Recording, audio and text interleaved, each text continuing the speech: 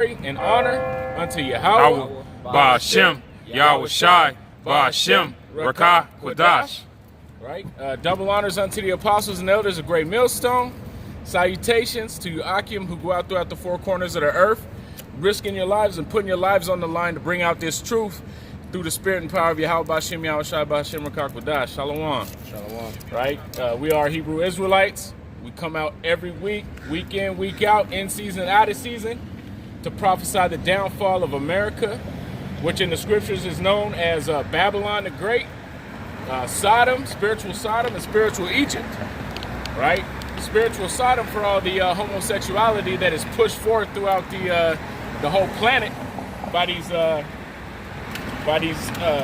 so-called white men who are actually Esau, Edom in the Holy Bible, right?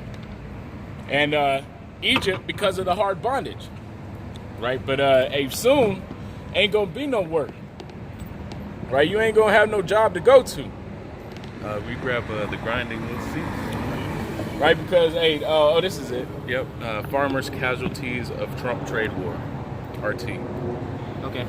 Right, so, hey, right now you got farmers that are taking a $60 billion hit.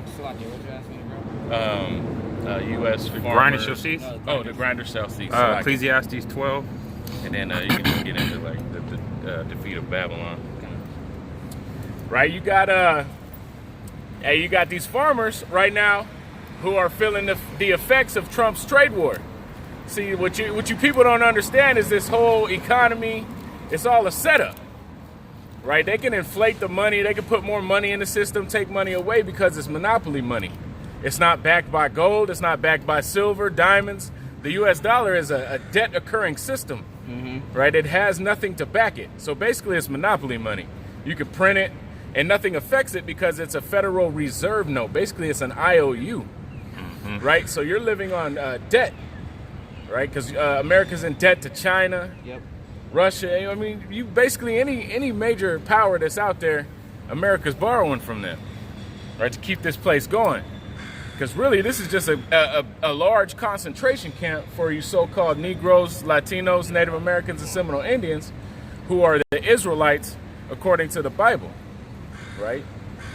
So this place is set up for you to bring forth your hard bondage, that we brought ourselves into through disobedience to the word. This is Ecclesiastes chapter 12, verse 3. In the day when the keepers of the house shall tremble, and the strong men shall bow themselves, and the grinders cease because they are few. Right, and you can see that happening now. Right, so as soon as this war starts in Iran, right, all these mighty men, all these powerful military men, when things really hit the fan, they're gonna be shaking in their socks. You already got videos out there of the U.S. troops crying for mom, right, begging to get out of places and in tears, right? So what you think they're gonna do when things get real? 2 and 4. When they actually go up against an opponent who can actually fight them, right? Who has the backing of other major nations, right? Because everybody's getting fed up with Trump and his nonsense, right? Which Trump is just the face of the United States. So the scriptures say the grinding shall cease. So all this economic wealth, right? This booming real estate economy, right? It's the same thing that happened in 2007 when the bottom fell out of the real estate market. The same thing's going to happen again because there's too many loans going out, right? And it's not as many subsidized loans. Right, but there's still a lot of loans going out, and people are having to foreclose because they're getting laid off from their jobs, right? You had Finish Line who closed 120 stores overnight. Sears is no longer. Gymboree, the children's place. Macy's. Macy's is closing stores. You know what I'm saying? Nordstrom's is still for sale. Some shit. Right? Yeah. And Nordstrom's is based out of Seattle.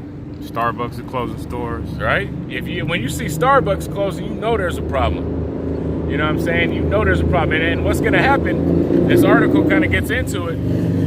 Go ahead and bring out another scripture. I don't want to talk for too long. Okay. Baruch Shah. Continuing on the Ecclesiastes chapter 12, verse 3, it says, and the grinders cease because they are few, and those that look out of the windows be darkened.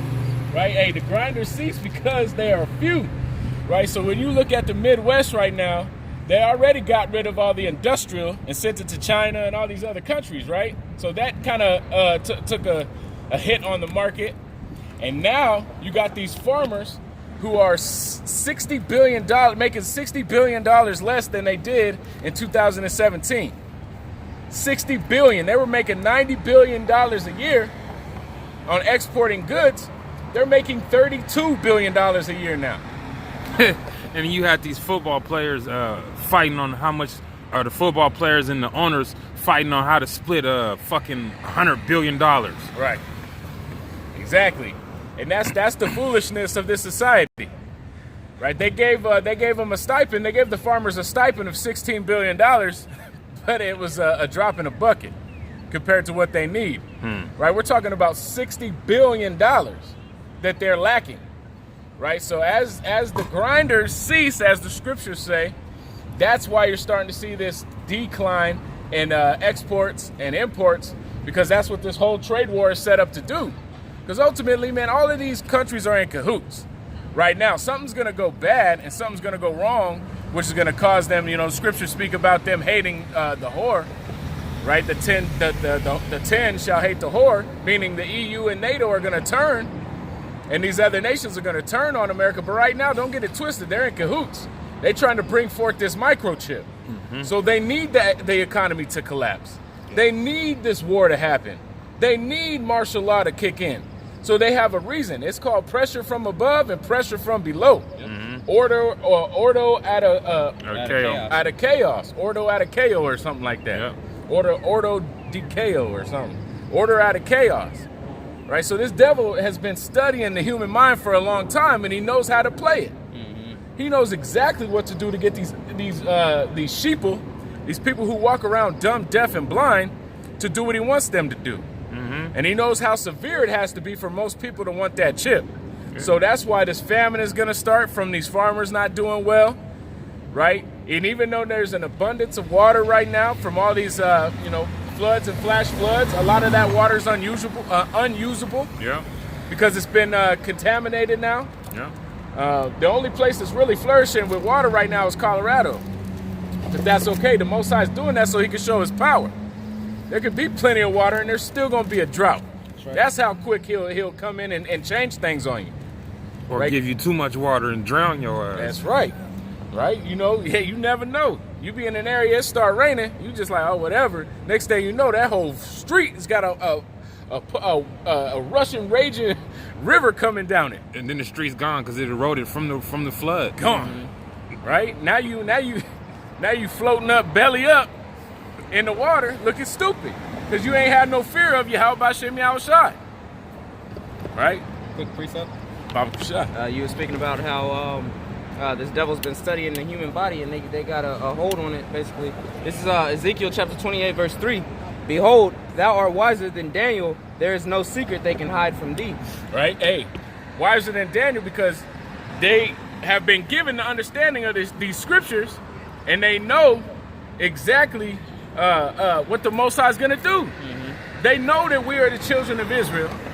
They know that Yahushua is coming back in what people ignorantly call a UFO to wage war. I just watched a video on RT talking about how they're this year at the summit, right, which is happening this week, the G20 summit. Part of their discussions is the Star Wars, making sure that they have enough defense systems in outer space. Why you need defense systems in outer space? They're trying to blame it on the new technology of Russia and China, but really they want to fight Yahushua when he comes back. I was watching a show this week on Netflix. It was about Area 51, and they interviewed Bob Lazar, I believe his name is. And he was the whistleblower that kind of brought forth some information from Area 51 and some of the things that were going on there.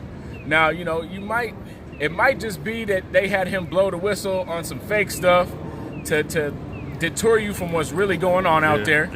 But, no matter what it is, the higher ups understand that there are beings that are of the Heavenly Father that are going to come back and destroy this place, along with the spiritual power that's going to be in these nuclear warheads, and the spiritual power that's going to be over these the kings. The Most High ruleth kings. Yeah. Right?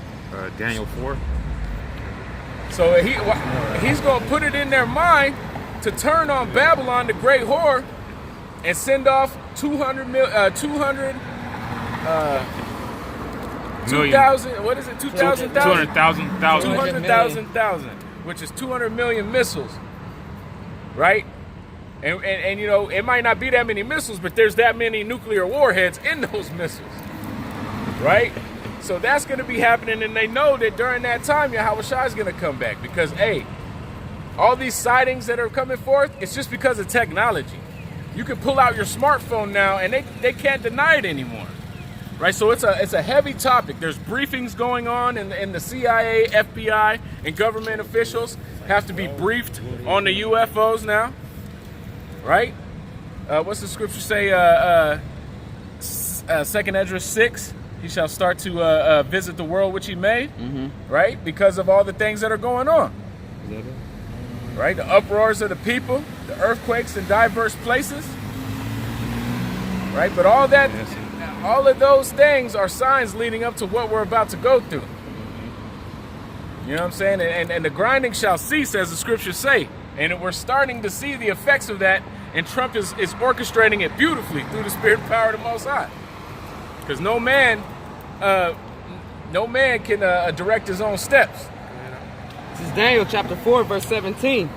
This matter is by the decree of the watchers, and is demanded by the word of the holy ones, to the intent that the living may know that the Most High ruleth in the kingdom of men. That's right. The Most High ruleth in the kingdom of men. So they have no power except for the power that they're given by Yahweh Hashem Yahushai. So they can go ahead and build them that Star Wars, but they can't fight. They can't fight the Most High, and they can go ahead and be in cahoots right now. The Most High will harden their hearts as He did with Pharaoh in the day of Egypt, right? Because he hardened Pharaoh's heart to keep Israel there, to prove his power. That's madness. And this, hey man, this place is getting weaker and weaker, right? You can tell by the fashion, right? People out here looking absolutely crazy, right? That movie Mad Max kind of depicted pretty well. All these, what do they call them? Not hippies. The new group of people though. The ones Hipsters? Hipsters. Yeah. All these hipsters, man, running around looking like Mad Max. Hipsters. You know, they got the little short bangs and the combat boots, and the women got the hairy armpits and the hairy legs, and they smoking cigarettes and, you know, doing all kinds of madness, right? But you look around, it looks a lot like that movie from the 80s, man. And the disposition of the people is a lot like it. Very, very animalistic, you know, very haughty. You know, they got a lot of pride on them. You know, they have no natural affections, as 2 Peter chapter 3 talks about. Lewd. Or 1 Peter chapter 3. Yeah, lewd. Lovers of themselves rather than lovers of the Most High. Yep. Continuing with the scripture in Daniel chapter 4, verse 17. It says that the living may know that the Most High ruleth in the kingdom of men, and giveth it to whosoever he will, and setteth up over it the beast of men. Right? Basis. The basis Oh, I'm of sorry, men. the basis of men. And the basis of men right now is Esau, Edom. He is the most base man, vile creature on this planet. That's why Job said he don't even want his dogs to lay around this devil. You know, he didn't want them to get fleas and get raped. You know what I'm saying? Just like all them police officers in LA right now. All them Edomite cops got typhus right now. They got over half the department out. You know what I'm saying? There's a lot of things amping up right now. You have police officers that just got laid off in the East Coast of the United States for their racist posts on social media. Like, these idiots are too stupid to even keep their opinions off of social media. That's the kind of base men we're dealing with here. Right? Vile creatures, man. Pride, too. Yeah, proud. Eating all types of abominations. Trying to talk to you all crazy, especially these old-ass crackers, man. These old-ass devils, man. They got some serious pride on them because they came up during the glory days of America. And they don't realize that shit is over. This place is circling the drain. Right? And that's all through the spirit and power of Yahweh Bashim Yahushai. Because he has his spiritual men, his messengers that are sent out throughout the four corners of the earth, pushing the truth of the Bible. And now you're starting to see, right? Because the Bible has been throughout the whole earth for a long time. But it wasn't, the doctrine didn't go along with what the scripture says. And now that the truth of the Bible is being pushed throughout the four corners of the earth via the unicorn, this internet of things that they created, now the truth is going out throughout the four corners of the earth, and you're starting to see this place crumble quickly. Right? Think about it, man. In 1989, you wouldn't be out here all boastful and proud, talking crazy to this white man. He'll throw your ass in the pen ASAP. Right? The men of the Lord were doing it because they had the protection of the angels around them. That the Most High Yahweh Bashim Yahushai put encamped around them. Right? Because they've been bringing this truth out since the 60s, late 60s, early 70s. Right? So with that being said, but now you have average everyday Jake fighting the police, getting shot, shooting the police, you know what I'm saying? Like, there was just a shootout this last week at a convenience store. And I believe it was in Louisiana, man. A couple cops got shot. You know, trying to have a shootout with Jake. They're taking them down. So you can see the signs of the times. And this economy is really being affected. You know, there's not a lot of stores that are doing well, that are in the so-called black, as they say. So like, I've been trying to look for that article off of RT, but I haven't been able to find it. But yeah, bro, like the brother's getting into, man, this place, especially with the economy, with the infrastructure, is not doing so great, man. Even out here in Seattle, Washington, where it's the highest in the nation, it's starting to, you can see where it's starting to slow down, man. All right, there's a lot of the actual construction work that they're doing that's starting to slow down. Yeah. You know, and even out here, like the brother was talking about how stores is closing down. A lot of stores that's out here is closing down. One of their major malls that's been out here, that was like one of the first malls in America.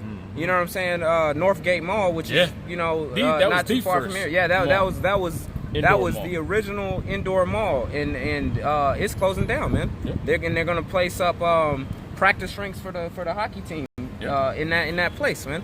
So all those stores that's been there for, you know, years and years is getting the boot, man.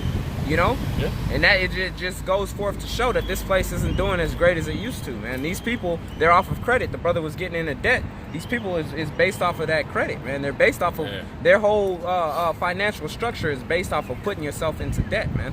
Which eventually you're gonna have to pay that. That's the spirit too, because this is the article. It's called "Farmers' Casualties of Trump's Trade War." You got the article, or is that the YouTube? That's the YouTube. Okay. The brother couldn't find the article. What's it called? It's not linked Farmers to it. Trade? Farmers' Casualties of Trump's Trade War. Right? And what it gets into on this article is it talks about how the farmers are having to borrow all this money. So they get these loans every year. It's a certain type of loan that farmers get every year, right? But now they weren't allowed to do it this year because there's no money to give. Right? So the farmers are kind of in stuck mode. Here they are because of the floods in the Midwest and because of the weather. They have 3/4 of the crops that they need. Right? So with that being said, the loans that they need to keep things rolling, they can't even keep things rolling. And this is the Most High doing this. Right? Because these grocery stores only have 3 days worth of food in there before the next truck comes to drop it off. Yep. How fast you think that's going to go in a crisis? When they say, oh man, we messed up, the farmers ain't got no food. Oh, we can't get anything imported because our president's an idiot. And he's ruined all of our trading relationships. Yeah. What are these people going to do then? when they got 3 days worth of food in the grocery store that'll be gone overnight. What you gonna do then? You ain't got this. You ain't got the protection of Yahweh Shem Yahushai. Especially you Israelites. How you think you turned your back on the Lord and called us idiots and said we were liars and didn't want to be a part of the kingdom? That's fine. But guess what? Most High gonna do the same thing to you in that day when you starving. You looking at your baby like it's a honey baked ham like your nasty ass like to eat. Right, then what? The men of the Lord been out here calling it out and bringing forth the warning, blowing the trumpet in Israel. But who's listening? Right, only 144,000 and 1/3 of the nation of Israel is going to wake up. And I ain't talking about you gutter rats over there in Israel right now, you Israelis, you imposters. I'm talking about the real nation of Israel that's written about in the true book called the Bible. That is you Negroes, so-called Latinos, so-called Native Americans, and so-called Seminole Indians. You've been lied to. You're not niggas, spicks, wetbacks. You're not coons. Some of you are, but you're not, the ones of you that are waking up to this truth, you're not coons. You're not prairie niggas, as they call the Native Americans. You're not Uncle, some of y'all are Uncle Tomahawks, right? But all these bywords, man, they gave you all these bywords in slavery. A lot of y'all is Uncle Tomahawks. 2/3, more than the 1/3, right? More of you are Uncle Tomahawks than not, and coons. But I'm saying these names that they're putting on you is not your true name. Right, you have the tribe of Judah, Benjamin, Levi, Simeon, Zebulun, Ephraim, Manasseh, Gad, Reuben, Naphtali, Asher, and Issachar, man. Which is important. That's very important, knowing who you are and where you come from. And being brought back into the traditions of Yahweh Shem Yahushai and losing the traditions of men. Right? It's Isaiah chapter 65, starting at verse 11. But ye are they that forsake the Lord, that forgot my holy mountain, that prepared a table for that troop, that furnished the drink offering unto that number. Therefore I will number you to the sword, and and ye shall all bow down to the slaughter, because when I called ye did not answer, when I spake ye did not hear, but did evil before my eyes, and did choose that wherein I delighted not. Right? So the Most High called Israel. And that's what he's doing right now. That's why the prophets are out in abundance throughout the four corners of the earth, heavily in Babylon, the Great, in every major city, damn near. You got the prophets of the Lord going out and speaking. Right. Right? But you choose things that Yahweh Shem Yahushai don't deal with. You don't deal with idols. You can't bring your own feelings into this truth. Right. You can't mold the truth around what you want. You got to mold yourself into what Yahweh Shem Yahushai wants. That's right. You have to become a new creature. You have to strip away that old man. You can't be like, oh, that don't sound right. All right, man, that was written a long time. Man, come on, y'all are simple as hell. Disobedient. Backsliding children. Why do you think the prophets have always called you these names? Because you niggas don't get it, man. Hard-headed, knuckleheads. Right? You've been disobedient to your own parents. Of course you're going to be disobedient to the Lord. If you can't understand earthly things, how far will you understand heavenly things? Yep. So if you can't treat your own parents with decency, how you going to treat the Most High Yahweh Shem Yahushai with decency? It's impossible. Continuing on, verse 13, it says, Therefore, thus saith the Lord power, Behold, my servants shall eat, but ye shall be hungry. Behold, my servants shall drink, but ye shall be thirsty. Behold, my servants shall rejoice, but ye shall be ashamed. Hey, and that's just exactly what the Spirit had me going into a minute ago. When I said there's only 3 days worth of food, and then I said, y'all ain't got the protection of Yahweh Shem Yahushai. That's the scripture that backs that up right here. Because his servants will eat. The scriptures say that the Lord's servants are going to be laughing in that day, and that's going to be a treacherous time. Most High himself's gonna be laughing. Yeah, man, the Most High's got a sense of humor, and you don't realize how serious the sense of humor is. Water. He gonna be, he gonna be chuckling. The men of the Lord gonna be chuckling, hasting in the day of the Lord, right? Getting fed, while the enemy and you 2/3 who are also the enemy are gonna be starving. And Lord willing, for doing this work and being those men elected, we are part of that number. But we hasten that day.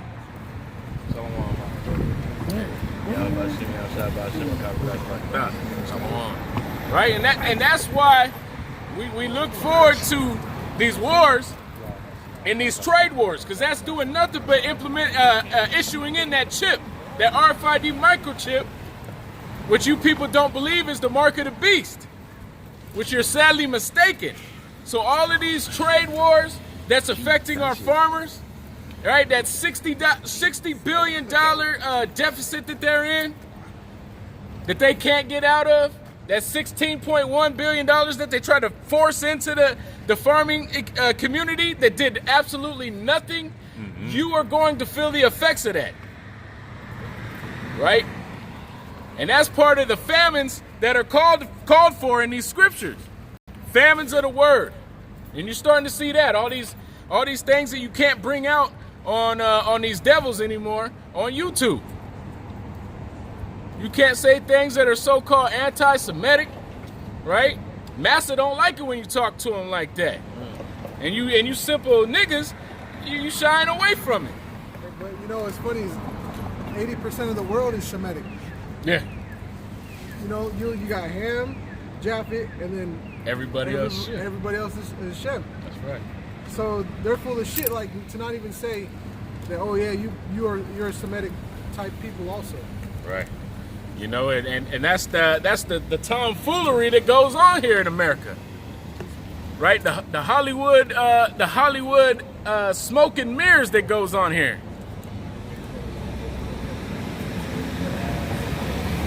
This is real quick. This is Habakkuk chapter 2, verse 6.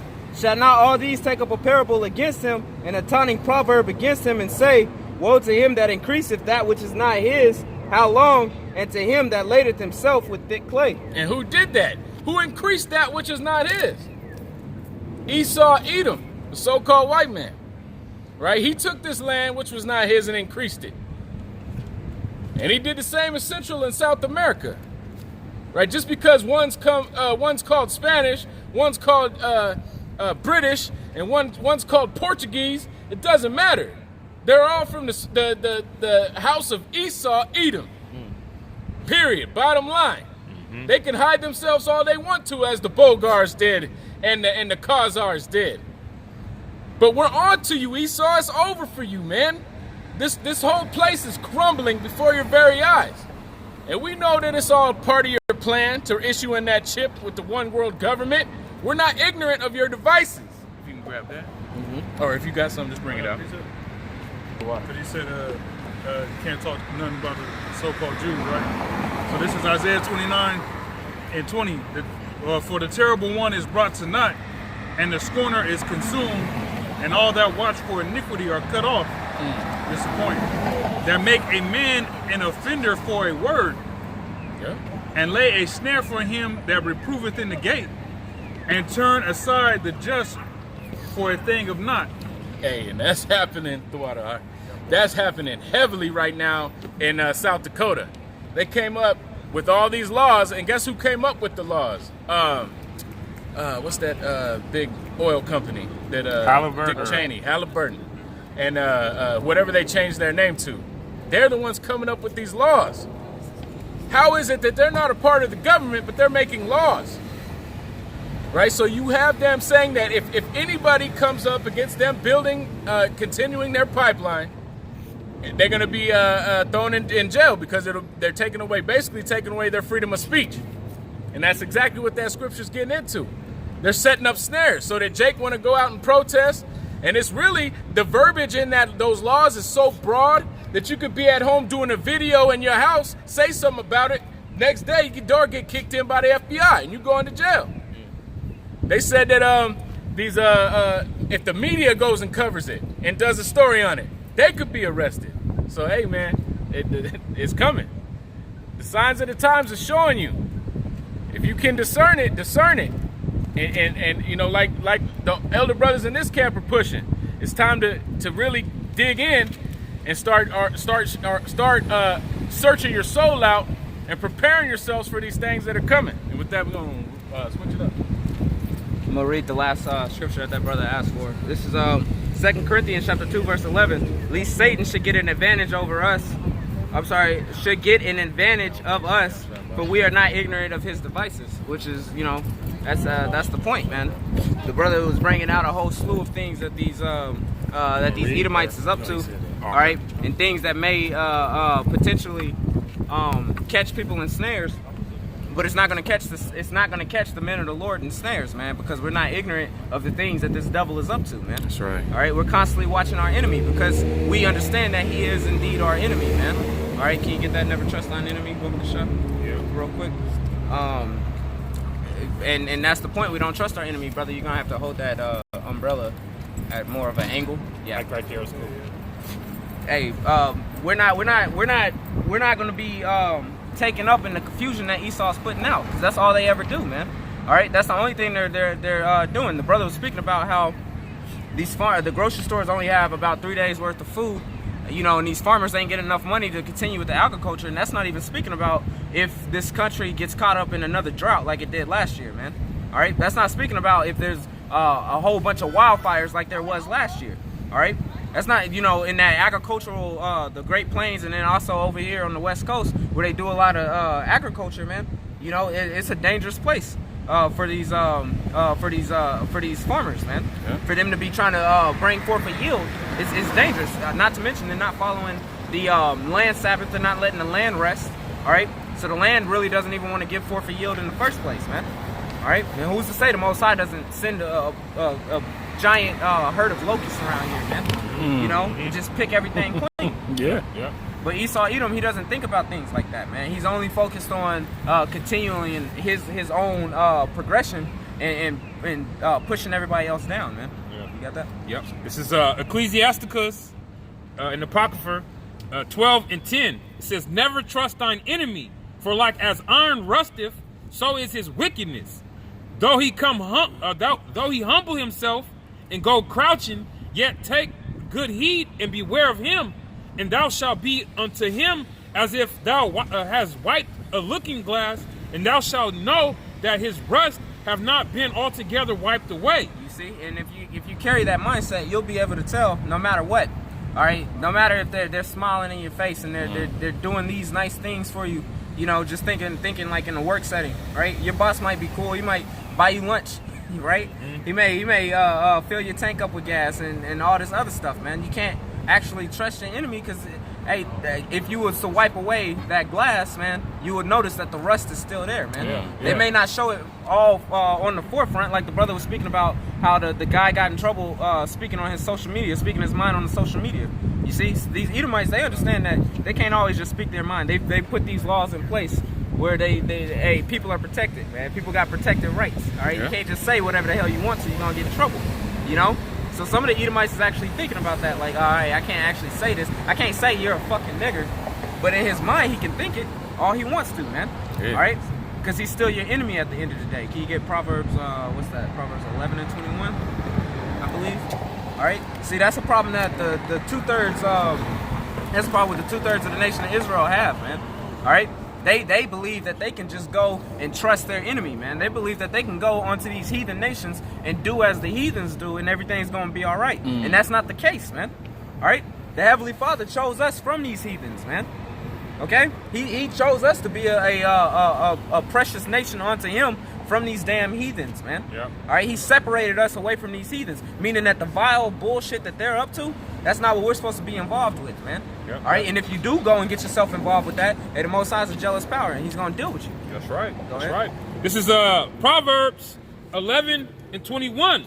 "Though hand joined in hand, the wicked shall not be unpunished, but the seed of the righteous shall be delivered." Yeah, man. Hey, even though you're hand joined in hand, man, nah, he's cool. He bought me a Christmas present, man. He got me a ham on Thanksgiving. All right, he brought candy for the kids on Halloween. You know what I'm saying? Like, hey, it doesn't matter, man. Right. You can't be trusting your enemy. You going hand join in hand with them, you gonna receive the same reward that he gets, man. You're good, man. All right, That's what I guilty said. by association, man. All right, that's the term, right? Yeah, guilty by association. Okay, Yep, all right. yep. Didn't nobody say nothing. I thought I might have said it wrong or something. Nah, you good. hey, but that's the point though. Guilty by association. That's what 2/3 don't seem to realize, man. You running around with these heathens doing as the heathens do, you're gonna get what the heathens get, man. Yeah. Which these heathens are in for a very sore destruction. All right, go ahead. Yep. It's back in Sirach, Ecclesiasticus 12 and 12. It says, "Set him not by thee, lest when he have overthrown thee, he stand up in thy place. Neither let him sit at thy right hand, lest he seek to take thy seat. And now at the last, remember my words and be pricked therewith." You see, so you start setting these Edomites around you, man, and then hey, they gonna find some way to get your ass caught up in something, man. All right, and when your ass is on that snare, ain't nothing you can do about it. You're cut. You know, you're cut, man. That's how 2/3 is really gonna feel in the day of the Lord, man. When the Most High really starts giving forth the judgment to these heathens like they deserve. All right, when he really like, you know what, enough is enough. Enough is too much, and I'm ready to do some actions, man. Hey, these 2/3, y'all gonna get caught right there with, man. Y'all gonna get caught right there, red-handed with your pants down, man. Got him out there. All right, because you don't want to listen, you don't want to hearken unto the words of the Lord, man, which is being pushed forth at a higher rate. Right now, in this day and age, there's a higher rate of the truth going out than there ever has been, man. Yep. All right. Yep. Than there ever has been since we've started going into captivity after captivity. There hasn't been this many prophets out just speaking the words of the Heavenly Father, man, when such a great destruction was coming about. All right, when such a great earth-shattering event was about to take place, man. You know, so you 2/3, you people you Israelites that don't want to listen. All right, you don't want to hearken. You may hear it and be like, that's later on. All right, you're going to get caught out there, man. And when you get caught out there, ain't nobody you're going to be able to blame but yourself, man. Being hand in hand with this Edomite. Going along with the ideas of this damn Edomite, man. All right, you're going to have 2/3 in line to get that damn chip. All right, like straight up, in line, camping out over days like they do for fucking Black Friday, man. To get the goddamn chip, man. You know? So you people you're gonna deserve the destruction that you get being joined together with these damn heathens, man. That's right. All right, which never did good for us in the past. All right, it always just ended up with us getting punished, going under some type of scrutiny, you know, in some type of hard position because we was following after these goddamn heathens, man, rather than doing as the scriptures commanded us and just following after the Lord, you know. So it's gonna be a rude awakening for you people, man. It's gonna be a very, very rude awakening. Hey, Salat, can you have that brother find it? Oh. Yeah, I'm just reading this. Verse 13, Sirach 12 and 13. It says, "Who will pity a charmer that is bitten of a serpent, or any such as come nigh with wild beasts? So one that goeth to a sinner and is defiled with him in his sins, who will pity? For a while he will abide with thee, but if thou begin to fall, he will not tarry." Hey, where's the pity gonna be, man? It ain't gonna be no pity party when the 2/3 is being judged, man. All right, ain't nobody gonna be in the chariots being sad, feeling sad for the damn 2/3. All right, the ones that's in the chariots is gonna be happy as hell that they was able to escape themselves, man. Hunters all right, of men. they're gonna be ecstatic about that, man. And they're gonna see that great destruction and how great and how terrible that destruction is, and they're gonna have fear, man. All right, ain't nobody gonna pity you people when you get caught out there for doing stuff that you ain't supposed to be doing, man. All right, playing around with snakes and get bit. Shouldn't have been playing with the goddamn snake, man. Got a quick precept on what you were saying, how the word is being pushed more now than it's ever been. Okay, this is second Ezra 14. I'm gonna start at 45.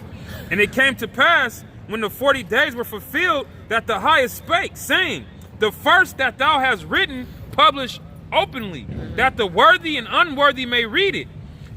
But keep the 70 last, that thou mayest deliver them only to such as be wise among the people. Yep. For in them is the spring of understanding, the fountain of wisdom, and the stream of knowledge. And I did so. That's another example of that separation too, man. All right, that's another example of the separation all in itself. But there was books that was delivered only to the wise, man. And the wise is putting it forth in this day and age. The wise is putting that forth out there, man. And it's up to you. Do you understand it or not, man? Yeah. If you don't, then okay, well you can be with the open books that was given out that they made Christianity out of. Exactly. Man. But the actual depth of all of it is right here, and that's only given to those that have the understanding, man. That's They're the right. only ones that's able to actually understand it, man. That's right. All right, just like when Yahushua was preaching in parables. All right, why is he doing it? Because it's given unto only a certain few to actually understand this word, man. That's right. But if you actually do understand it, you're supposed to have action behind it. You're supposed to be going out on the streets and pushing it forth, man. Whether these people actually understand it or not, that's up to the Heavenly Father. That's not up to you. You're supposed to do your job, man. Yeah. Your job is to go out there and be that mouthpiece. Right. And tell the people about what's going on, man. All right? Explain to them their faults, man. Explain to them what they're doing wrong. Yeah. All right? Go ahead. That's right. Back in Sirach 12 and 16. An enemy speaketh sweetly with his lips, but in his heart he imagined how to throw thee into a pit. Hey, that's that exact example that I'll tell you. You know, the boss may be fucking giving everybody the Friday after the 4th of July off because everybody has the 4th of July off. $20 gift card to Starbucks. Yeah, he may do that type of shit, man. Give you a bonus, right? He may do all of that, you know. But if it came down to it, and you guys was in that like the brother brought up a Mad Max type of world, right? And it was all the toughest survive, right? The strong survive, and the weak is gonna die type of shit. And you came across your boss, that same one that was, you know, buying cupcakes for the office and patting you on the back and telling you it was a good job and all of that. That same one in that day and age ain't gonna have no problem pulling out his gun and shooting at you, man. All right. So it's the same thing, man. They may speak smooth with their lips, but really in their heart it's nothing but evil against you. Okay, and that's the case for all Edomites, no matter who they are, man. No matter, you don't have to know them. All right, you've never seen them before a day in your life, man. It doesn't matter. The moment they see you, they come with a negative thought towards you, man. All right, they're not gonna test it to see if you're one of the good ones. I say that with quotations, right? They immediately they're gonna be off that if it's darker than a brown paper bag thing, man. Okay, go ahead. So like, if I may say, and another example that will illustrate what the brother's talking about is like on a job site when you got a boss that does all this extra stuff for you, but then he has you do a certain thing on the job site, and then it turns out that shit's wrong. And what's he gonna do? He's gonna throw your name under the bus. Like, I told him to do it right, and he did it anyway. Yep. And then you end up getting fired because he told you to do something wrong. Yep. And that's a clear example of never trust your enemy, man. That's right. Okay, because even if your boss think he's right and you know he's wrong, man, you better call him on that shit because it's gonna fall on your head. Yep. All right. Reading on in the latter part of verse 16, it says, "He will weep with his eyes, but if he find opportunity, he will not be satisfied with blood." You see, he's gonna weep with his eyes. He's gonna make it seem as if, you know, as if his world's affected as well, man. Yep. But when he finds that opportunity, man, he's gonna do just like the brother was saying. He's gonna throw you under the bus, man. All right, and if he could do that physically, he will. Exactly. Why? Because this is our enemy, man. This is our number one enemy. We was born enemies, man. Okay. wasn't to come together. Two different mannerisms of people was separated at the bowels. Man. All right, and one was gonna be stronger than the other, and one was gonna have to serve the other one, man. So they was never gonna be on equal playing fields, man. That's right. All right. So we don't think it's some big mystery when we don't get the same opportunities that Esau gets right now, man. You think Esau's gonna get the same opportunities I get in the kingdom of heaven? Ain't no way. Fucking crazy. No, man. So I don't have a problem with me being, you know, I don't have a problem with me being on the under right now, man, and not able to get on top. I don't have a problem with that right now, man. Because once I am on top, there ain't no way, right? Ain't no way. So hey, it's the same thing, man. Our people, the Israelites are enemies with the Edomites, man. That's how it is. Our people, the Israelites, are also enemies with all the other nations, man.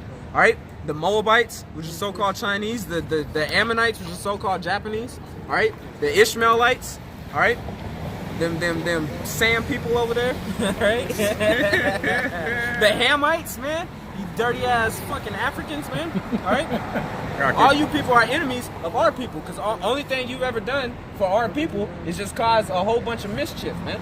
No matter who you were, you Japhites, man. You damn Pacific Island dwellers, man. Polynesians is what they call themselves. Polynesian, yeah. All right. You people are our enemies as well, man. That's right. All right. Even 2/3 of the so-called Negro, Latino, and Native American is our enemy, man. And the reason why is because they constantly want to go after these fucking heathens, man. Yep. Go ahead. This is Sirach, Ecclesiasticus 33 and 14. It says, "Good is set against evil, and life against death. So is the godly against the sinner, and the sinner against the godly." Yep. Hey, there's always a separation, man. There's always the righteous versus the wicked, the light versus the dark, man. Always. The right versus the wrong. Okay. That's how it is, man. That's how the Most High set this thing up, man. Yeah. All right. That's right. Everybody likes it. Yeah, the villain is necessary, man. There's a such thing as a necessary evil. All right. The hell are you doing watching Superman? He ain't got no villain to fight. You know what's he doing? Just getting cats out the trees, man. Nobody want to watch that, right? There's got to be some great evil, man. There's got to be some great evil to make it interesting. All right, to draw you in and make it exciting, man. That edge of the seat type of stuff. 30. All right, so it's the same thing. When the Most High wrote this story out, he set up Esau, which is a good villain. He's doing a damn good job at being, the ultimate evil upon the earth, man. Point, I think it's so that's what he's doing. He's destroying the world. He's destroying the people. He's pushing forth his agenda, and he's got it, man. He's got all the power that he wants right now, man. All right, and the climax of the story is when Jake finally overtakes that, man. All right, when the Most High actually turns things the right side up. All right, because right now everything is upside down. Would it be downside up? Would that be an actual Right side up. right side up? You said it right. 23-7. Yeah. Basically, just kind of getting into what he was talking about, not getting help from. You got This is Joshua 23 and 7. It says, I'm gonna start at 6. Be ye therefore very courageous to keep and to do all that is written in the book of the law of Moses, that ye turn not aside therefrom to the right hand or to the left, that ye come not among these nations, these that remain among you, neither make mention of the name of their gods, nor cause to swear by them, neither swear them or serve them, nor bow yourselves unto them. Hey, that's plain black and white, man. That's part of those books that was given unto everybody, man. All right, those is part of those books that was released onto everybody. You didn't have to be a specific type of wise for that. All right, hey, don't do what these damn heathens is doing, man. Be courageous. Our people wasn't courageous, man. All right, they didn't have the heart to stand up against the heathen when the heathen was pressing up against them, man. Yeah. All right, because they wasn't believing in the Heavenly Father, man. They was looking at, oh man, hey, what the hell can Zeus offer me? All right, Zeus allows us to participate in this festival. Man, there's some honeys over there in that festival, man. That's all, JP. You know, hey, if I want to get at some of them Greek women, I gotta know a little something about this Zeus. Yeah. You know? Yeah. Hey, fuck all that, man. That's right. the main reason why Israel wanted the king.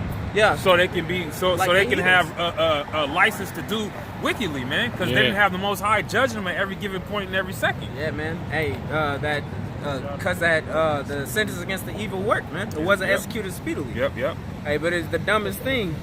They wanted the king like the heathen nation. Yeah, you know what I was going after. Go ahead. This is back in Sirach. It's inside, something inside. Yeah. It's Sirach 12 and 17. It says, if thy adversary come unto thee, thou shalt find him there first. And though he pretend to help thee, yet shall he undermine thee. He will speak, or he will shake his head and clap his hands and whisper much and change his countenance. Hey, if you don't believe that, look at these Israelite nations that do have some land to themselves, man. Like on the islands, man. Look at Puerto Rico. Okay, when Puerto Rico found trouble, who was the first one over there with aid, man? All right, Esau. When Hades was in trouble, who was the first one over there with some aid, man? Esau. You know, saying, hey, we're here to help, right? Smiling. Oh, come here, have some clean water, man. Have some of this, have some of that.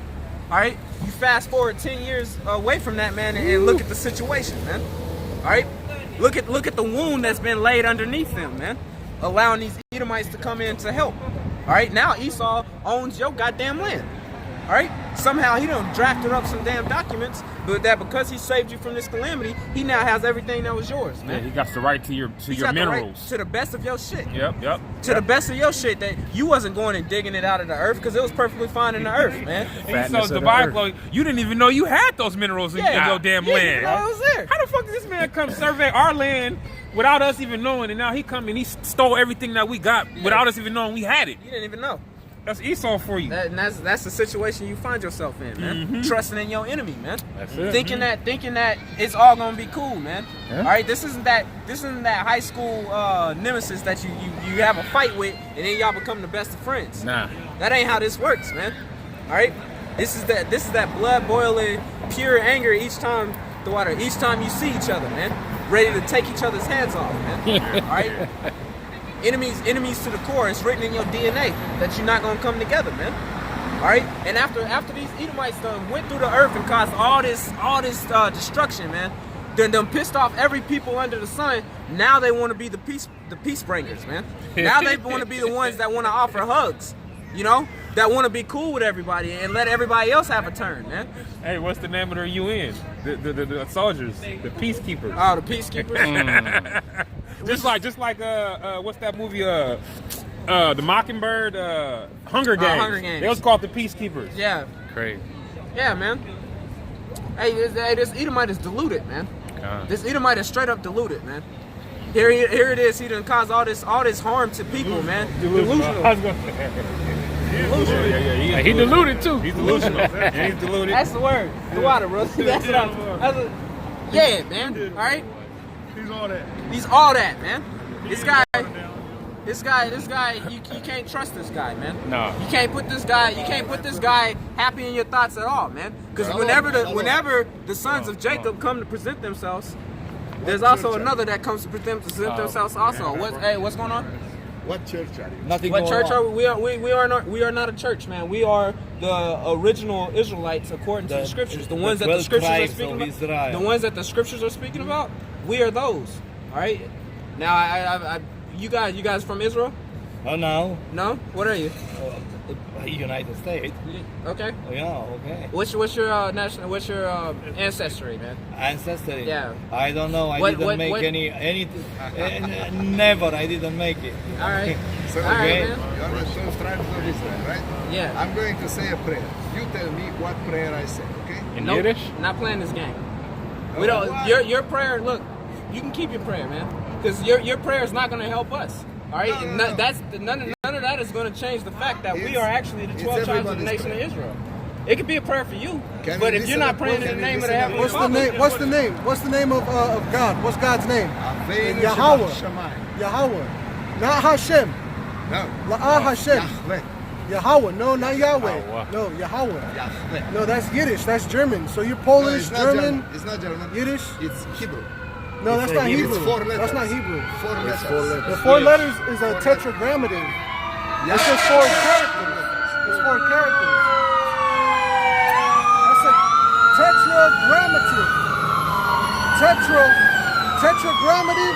Tetra means 4. Tetra means 4. Tetragrammative. The YHWH is Yahweh. Exactly. It's not Yahweh. It's Yahweh because No, in Yahweh. Hebrew they Hebrew is Yahweh. They don't write the And the vowels son's in name- Hebrew. That's why it's Right. only 4 There's no letters. E. There's no E. Here is the Bible. There's See, no there's E. no E. Yeah, There's no E. yeah. There's no. Aleph, Bet, Vet, Gimel, Dalet. Yes. German. German. German. Atal Monsford. Avinu shebashamayim. Adumi Itchadash shemecha. Adumi Kaleh. Okay. So you can Shemai, tell me, what Yasha is Allah, this prayer Allah I say? Yahweh, Yahweh, Akkad. Shemai, Yasha Allah, Yahala, Allah Hayanawa, Yahweh, Akkad. Okay, that means our God is one.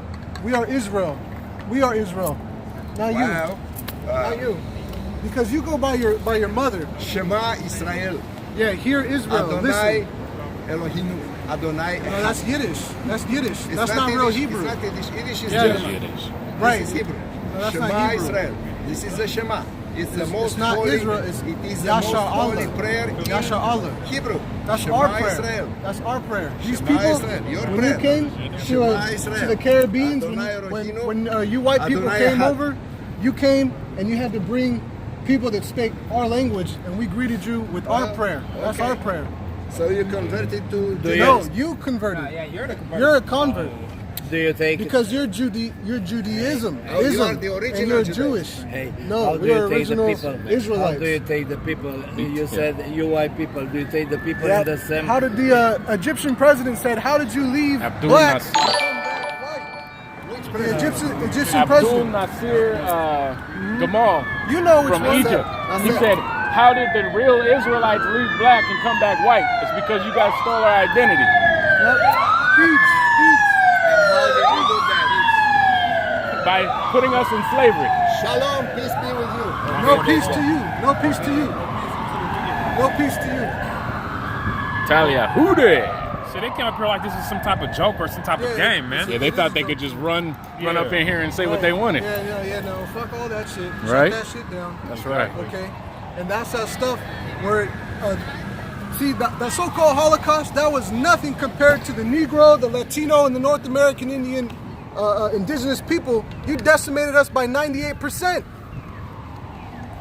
98% of our population in this Western hemisphere was decimated by the Caucasian race.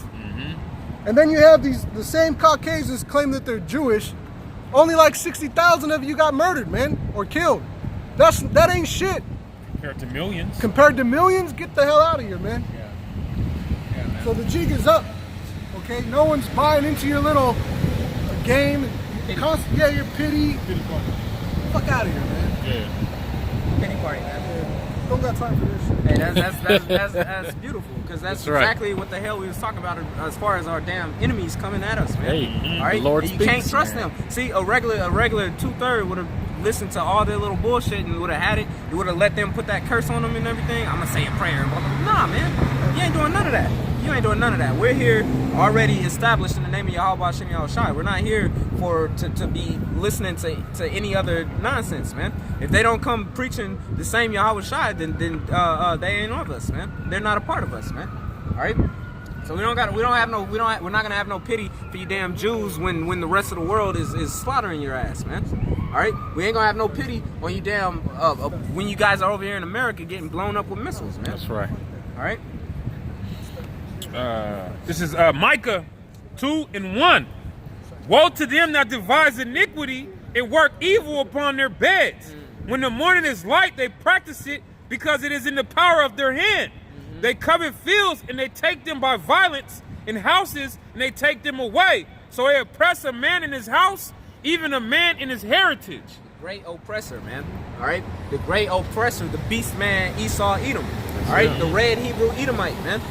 All right, no matter what it is they call themselves, whether they call themselves German or Russian or American or French or Norwegian, all right, or Israeli, all right, it doesn't matter. They are still of the house of Esau, man. That's right. They can't change that. Just like we can't change the fact that we're Israelites, they can't change the fact that they're Edomites, man. That's right. All right, and Esau got a sword destruction, man, according to the scriptures, because they have been the ones that done nothing but violence and destruction upon this earth, man. All right, they've risen their hand against the apple of the Heavenly Father's eye, man. Stolen our identity, caused great mass confusion among our people, man. Telling our people it's okay for them to just do all kind of manners of wickedness. All right, that they're protected in doing that wickedness, man. All right, trusting in your enemy ain't gonna get you nowhere, man. Trusting the so-called white man ain't gonna get you nowhere. All right, nowhere good. Only in a worse position than you've been in than you was in previously, man. That's right. All right. So hey, fuck this goddamn so-called white man. That's right. Fuck the rest of these heathens too, man. So-called Chinese, Japanese, Hamites. All right, so on and so forth. All right. To hell with all of you, man. If you're not down with trying to get back in good graces with Yahweh Hashem Yahushua Hashem Rakakwadash, then to hell with you, man. I got a quick precept for Go you. ahead. This is Jeremiah 13 and 23. Can the Ethiopian change his skin, or the leopard his spots? Then may ye also do good that are accustomed to do evil. If it was possible, if that was a possible thing for the leopard to change the way it looks, all right, or for men to just be able to change the appearance and the way they look, all right, then it will make things different. But it can't be changed, man. That's the point of it, is that it can't be changed. That leopard can't change its spots, man. All right, the Edomite can't change from being an Edomite, even if they look like a so-called Negro, man. All right. Hey, but pretty much that's the point. The next brother's gonna step up and do his thing. Come. Yeah, man. Esau can't change the character or the spirit that is that's put on him, man. And the spirit that is on Esau is a perverse spirit, man. Okay? Esau was estranged from the womb, man. Could you grab that? Esau being wicked, being estranged from the womb. Yeah, man. Cause hey, man, that was a spirit that was put on these Edomites from the jump, man. Okay? When Eve was beguiled by the serpent. Okay? When Cain was killed by Abel. Okay? When Esau today into this very day, Esau has been slaying who? The Israelites, man. It's that perverse spirit that's been on them from the jump, man. Okay? And that spirit is gonna be destroyed. Hey, when Yahweh Shai makes his return, man. The whole spirit of wickedness, man, is gonna be done away with, man. Righteousness is gonna prevail. All right? Go ahead. This is Psalm 58:3. The wicked are estranged from the womb. They go astray as soon as they be born, speaking lies. Yeah, man. And that's that perverse spirit that's on the Edomites, man. As soon as they're born, man, they're prone to lies, man. Okay? And that's the spirit that the Heavenly Father has put upon them, man. Because why, man? Because, hey, man, the Most High ultimately was setting them up for them to be destroyed, man. Okay? Letting them be laden in all type of iniquity so that he's justified when he utterly abolishes that whole nation, man. Okay? And their wickedness has reached the heavens, man. That's right. All right? So the Most High, hey, man, when he begins to put that full wrath on this place, man, it's perfect. It's because the Most High performed the perfect work, man. Yeah. He let you do all that your heart desires, let you get it all out, and then what? As soon as you think you're gonna reap of the benefits of that, he's gonna destroy you, man. Appreciate it, bro. Revelation 18:5, it says, "For her sins have reached," verse 4, "and I heard another voice from heaven saying, Come out of her, my people, that ye be not partakers of her sins, and that ye receive not of her plagues." And that's talking about the elect, man, the chosen, when they're being delivered from the destruction that's to hit this place, man. Okay? The elect are going to be beamed up while those missiles are descending on this place, man. Those 200,000 thousands, man. Those missiles, when they're descending upon America and the various parts around the globe, the elect men, the chosen men that the Lord desires are going to be saved up out of that destruction, man. Okay? Go ahead. Verse 5, "For her sins have reached unto heaven, and the Most High hath remembered her iniquities." Yeah, man, those sins have reached up into the heavens, man.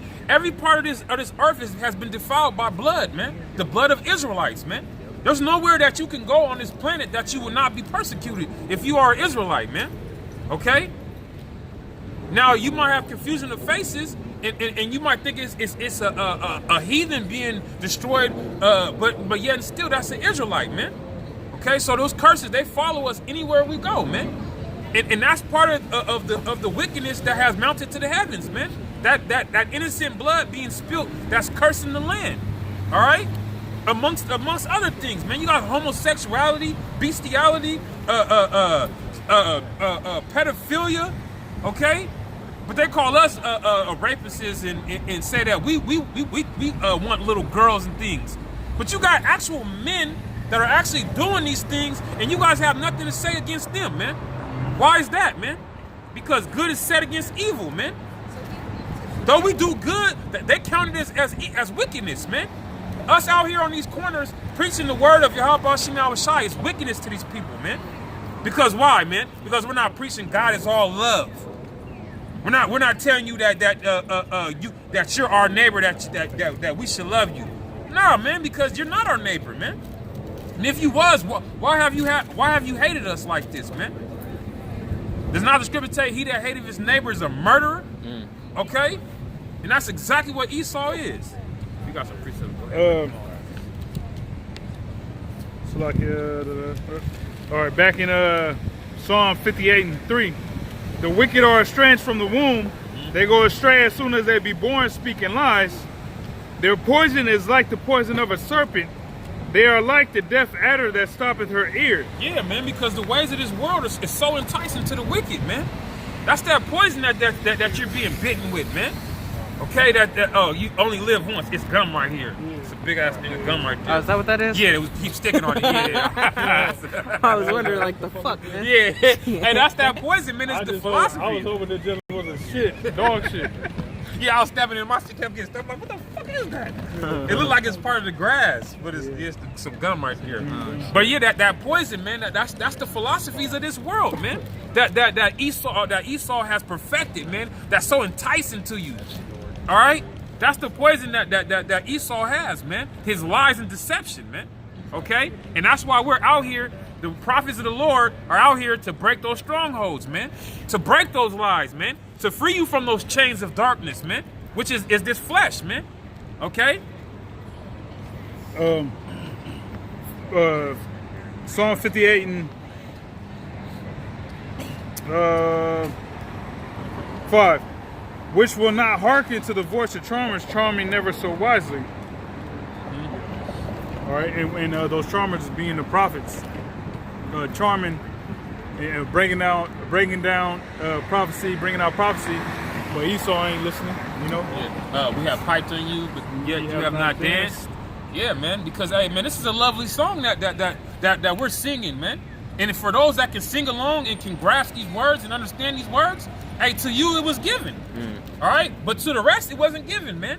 And that's why the rest of these people they laugh at us, man. They laugh at us and look at us as being foolish, man. Hey, through the foolishness of preaching, it pleases the Most High, man. Okay? For the world to deem this as stupid, the world to deem this as something that hey, man, I'll never do this. Hey, man, it's a blessing unto us, man. Because we're doing what we were commanded to do, man. Which is fear the Most High and keep the commandments, man. And we were commanded to come out to these highways and hedges and bid the people to the marriage, man. Okay? We were commanded for this word to be pushed throughout the four corners of the earth so that the end could come. Hey, you have mentioned we have piped to them, they have not danced. Also, breaking strongholds and you know, Esau being that serpent that doesn't listen to the harpers, the pipers, you know. Yep. So us being in captivity, Esau ain't, you know, it ain't even crossed his mind to let us go back to where we came from, you know. No, but yet they say, hey, go back to where you came from. All right, well, hey, where did I come from? When you said that, everybody turned around and looked. Yeah, because that's exactly what they're thinking. Yeah, fucking demons. That's exactly what these demons is thinking. Oh, you read our minds. Oh, shit. Whiplash and shit. All right, go ahead, bro. All right, so this is Exodus 5:1. It says, and afterward, Moses and Aaron went in and told Pharaoh, thus said the Lord, power of Israel, let my people go, that they may hold a feast unto me in the wilderness. And Pharaoh said, who is the Lord that I should obey his voice to let Israel go? That's the same thing Esau is saying. Who's the Lord that he's gonna topple me in my kingdom? Who's this Jehovah? Yeah. Who's this you preach of that's gonna do anything to us? You know who I am? We about to trip y'all niggas, man. Yeah. That's why he got the Space War program, man. Yeah. Star Wars program, thinking he's gonna fight against the chariots of the Lord, man. Yeah. Who? What president was that said? Reagan. There's gonna come a day. Reagan. Is that Reagan? Yeah. There's gonna come a day where there's gonna be an outside entity that we're gonna all have to band together and fight against. Man, hey, did they know what the scriptures are saying, man?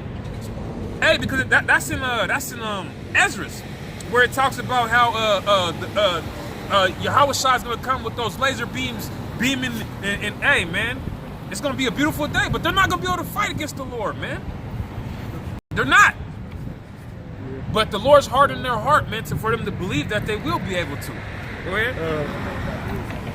Just like he did Pharaoh. That's right. Exodus 5 and That's right.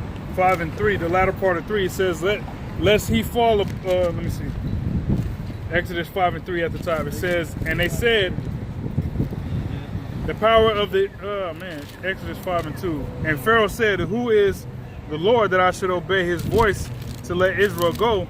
I know not the Lord, neither will I let Israel go.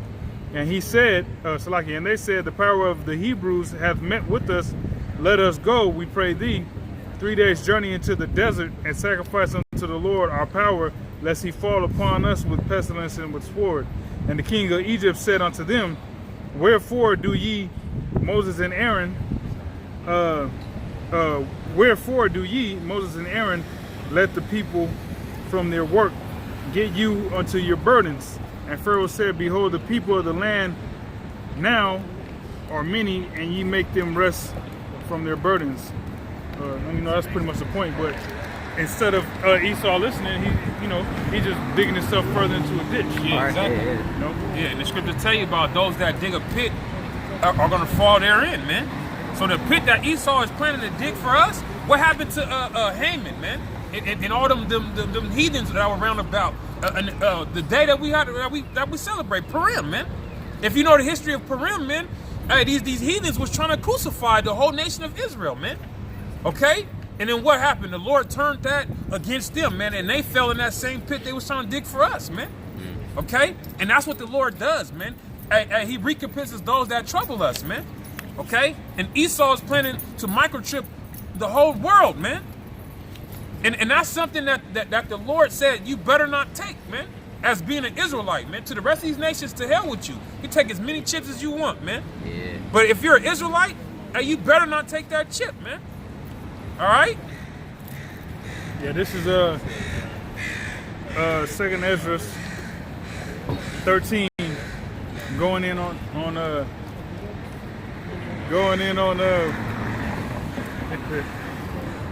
what you was talking about with Yahushua and the thunderbolts. And Con. Yeah, man. Hey, because this is what you're up against, Esau.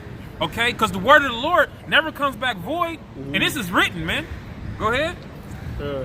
2nd Ezra 13:1, it says, and it came to pass after 7 days, I dreamed a dream by night, and lo, there arose a wind from the sea, and it moved all the waves thereof. And I beheld, and lo, that man waxed strong with the thousands of heaven. Hey, that wind from the sea and the waves is representative of people, man.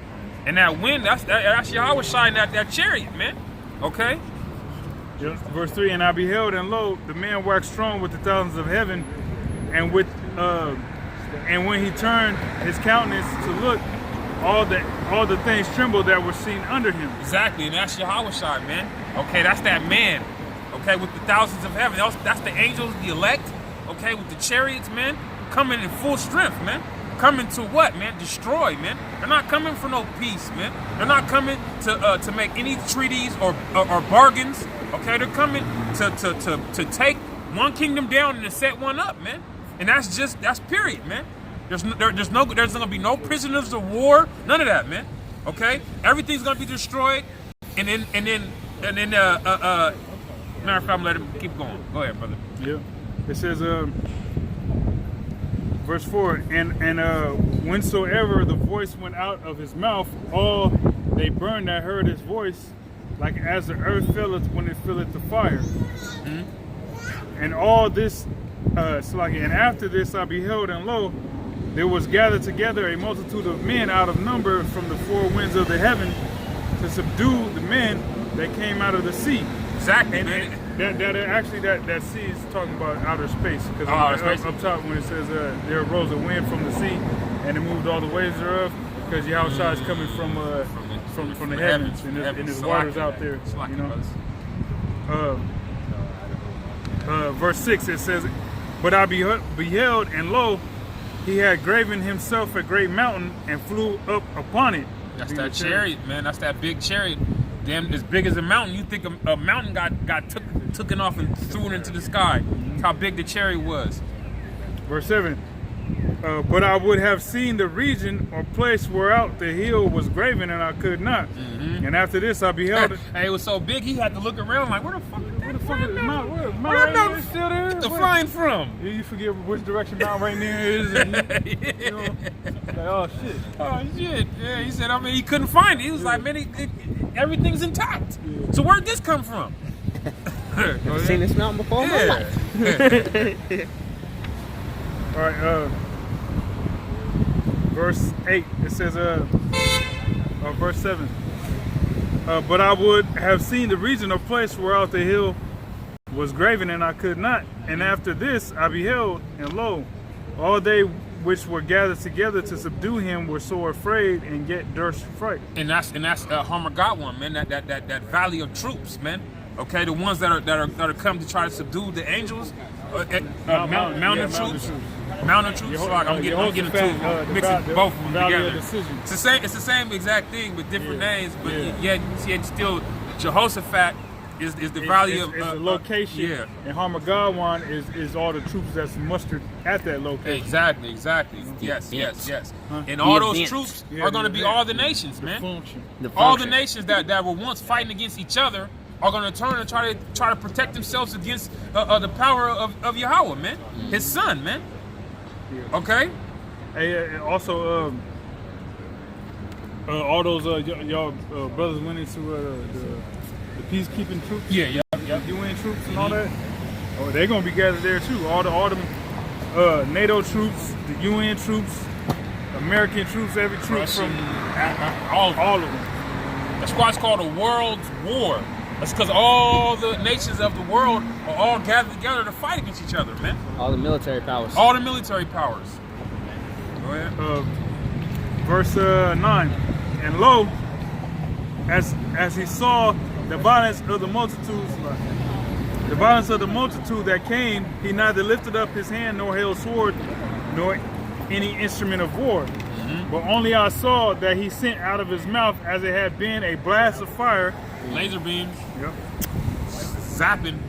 Have you seen War of the Worlds? You seen how they was turning the powder to dust, evaporating? Okay, that's exactly what's gonna happen when those chariots are shooting those laser beams, man. You're gonna turn them to powder. You're gonna just all the nutrients and liquid. Yeah, it's gonna dry up. You gonna. That's why your tongue and your eyes are the first thing to go, man. The soft tissue, that tissue that's just saturated with moisture, it's gonna dry up and be gone. Oof, be gone. And that's to let you know that they read the scriptures, man. Because Endgame, what happened when Thanos snapped his finger? Oh, yeah. They all just turned to powder, just blown away in the wind. Yeah. Okay, and that's exactly what the chariots is gonna be doing, man. I was happy to see that, man. Hell yeah. You know? I can't wait to Adam Ratazar if we be those men to see it through the chariots, man, through that looking glass, man. Yeah. Verse 11. Or verse 10, it says, but only I saw that he sent out of his mouth as it had been a blast of fire, and out of his lips a flaming breath, and out of his tongue he cast out sparks and tempests. And they were all mixed together, the blast of fire, the flaming breath, and the great tempest, and fell with violence upon the multitude that was prepared to fight, and burned them up every one, so that upon a sudden of an... Hold on. He said he gonna save a few, huh? It fell with violence upon the multitude which let me see. No. Say he should burn them up every one. Yeah, exactly. Yeah, so that means none of you cats is gonna make it out of that, man. Nobody's gonna be saved out of the destruction that's coming, man. It said fiery flame, a tempest, like that's a complete a ball of destruction that's coming, man. Goodness gracious, great ball of fire. Go ahead. This is the flaming breath and the great tempest, and fell upon and fell with violence upon the multitude which was prepared to fight, and burned them up every one. Every one was burnt up, man. Nobody escaped that destruction, man. Go ahead. So that upon a sudden of an innumerable multitude, nothing was to be perceived. He said out of an innumerable multitude, man. Meaning you couldn't even try to count. It said nothing was to be perceived, man. No, they all turned to dust, man. They all just vanished right then and there, like they never even existed. That's power, man. And the Lord, He's coming in that power to destroy, man. All right. Go ahead.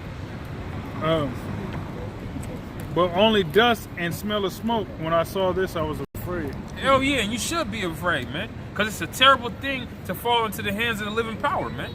Okay? And the destruction that he has fit for this world, man, is a perfect destruction, man. Because why, man? Because he commissioned it, man. Yahweh's works are well above anything we can imagine, man. So therefore, if he commissioned it for it to be so, it's perfect, man. Because everything he makes is perfect, man. Every word that he professes and speaks is perfect, man. All right? This is I got a piece of Zechariah. Stupid bitch.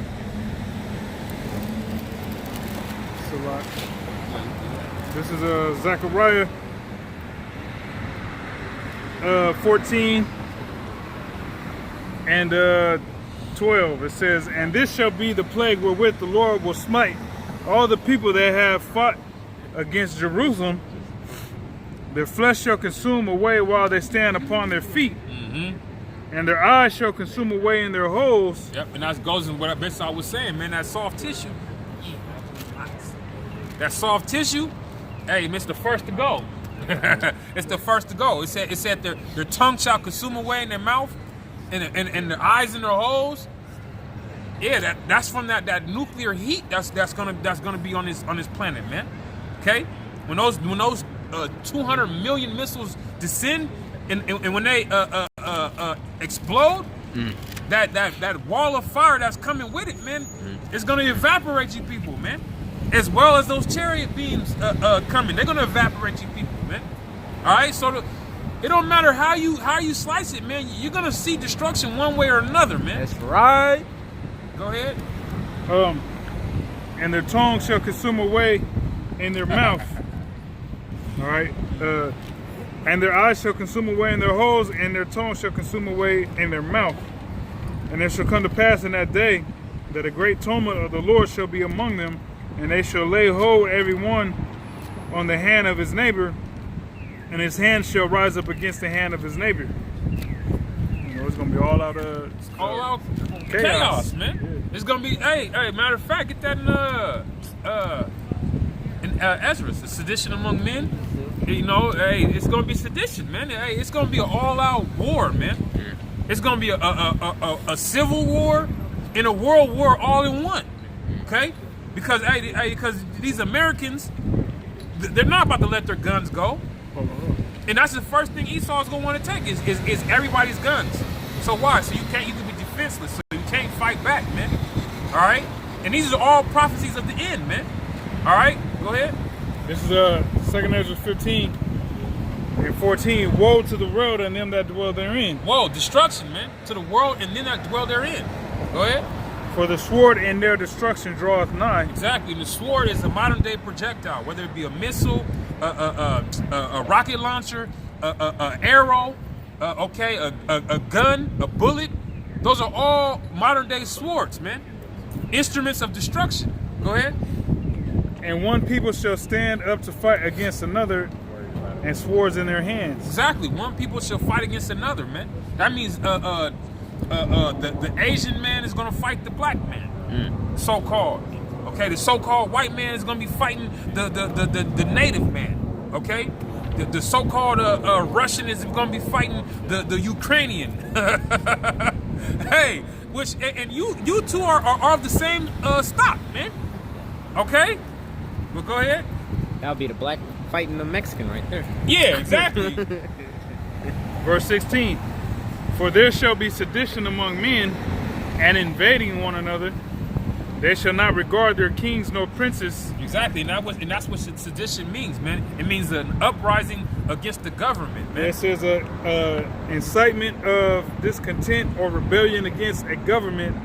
Any action, especially in speech or writing, promoting such discontent or rebellion, rebellious disorder. Exactly, man. And why are the people going to be rebellious, man? Because this system was set up for everybody to be handicapped to it, man. All right? Welfare. You got all these little different benefits and things or put in place for you people to become docile, man, and to become dependent upon it. So when they do shut it down, now they can present you with a solution, which would be the microchip, man. Once you're dependent on this government and they shut the government down, what are you gonna do for food? You've been on this assistance for 20 years. Been on your ass for 20 years and they shut it down. Are you gonna get up and try to go work then? No. So what are you gonna do? You're gonna cleave unto Esau and you're gonna do exactly what he says, which is what? Take that chip, man. Look at all these obese people that are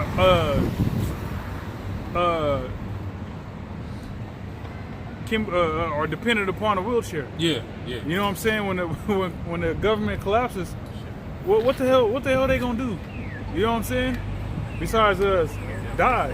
People ain't gonna be these people that got caretakers that's obese and gotta have somebody lift their legs so they can wash it on a daily basis. When society collapses, those people that look after those obese people, they ain't gonna give a fuck about them. They gonna go kill him, like, cause they hated him. Hated him that whole time they was working for him. Like, wait to jug your motherfucking ass. Or matter of fact, sit some food by him. Yeah. And just have him look at it and starve to death. Yeah. Speaking of, you know what I'm saying? They have the food there. They can't have the food there, but they can't go get it. They just starving to death. Yeah. At the same time, they're just salivating, but they're starving. It's like, hey, that's a fucked up way to go. Yeah, that's bullshit, man. Hey, the scriptures tell you that that's the worst way to go out. Yeah. Starvation. Yeah. Starvation. Yep. Hey, another thing I wanted to say too was that sedition amongst men. A prime example of that is what's going over in France with them yellow vest protests or whatever. Yeah. They've been protesting and rioting for months now. For about a year. For about a year or so. For close to a year. Yeah. You know. Hard protests too. Yeah, and that's because the puppet leader that's up in there, they don't want him in office no more. So that's people rebelling against the government, incitement against the government, man. Yeah. And you know, that's the main reason why America has been militarizing their police, man. That's not for no reason, man. Remember when that shit first started back in like 2010, 11, 12? That's when it kind of was transitioning. Yeah, it was transitioning, man. Then you start seeing these MRAPs everywhere, man. You start seeing riot police and all this type of shit, man. Because that's Esau. Hey, he does everything in little petri dishes, man. You know what I'm saying? Everything is in stages, man. And now Esau has it to the point where he's ready. He has his police ready. He has his military ready. He has his infrastructure ready with the 5G shit. Okay, everything's set up for one thing and one thing only, man. A microchip, man. And it's fucking June. Okay, and the microchip is still here. All right, it's here, man. And for you that can see, hey man, prepare yourself, man. And for you that can't see, then fuck you. Hey, prepare to die. Prepare yourself. Hey, referee. Hey, I don't want you hitting the little belt. Hey, is you ready? Hey, is you ready? Yeah. Okay, fight. Yeah, that's exactly what it is, man. It's coming to a fight to the death, man. Okay, it's either gonna be a death of your spirit, or is it gonna be a death of your flesh, man? Which one are you gonna choose, man? Hey, and us men of the Lord, man, we choose the death of the flesh, man. Which one are you gonna sacrifice? Yeah, which one are you gonna sacrifice? That's a better term, okay? Because it's all dependent on you. All right.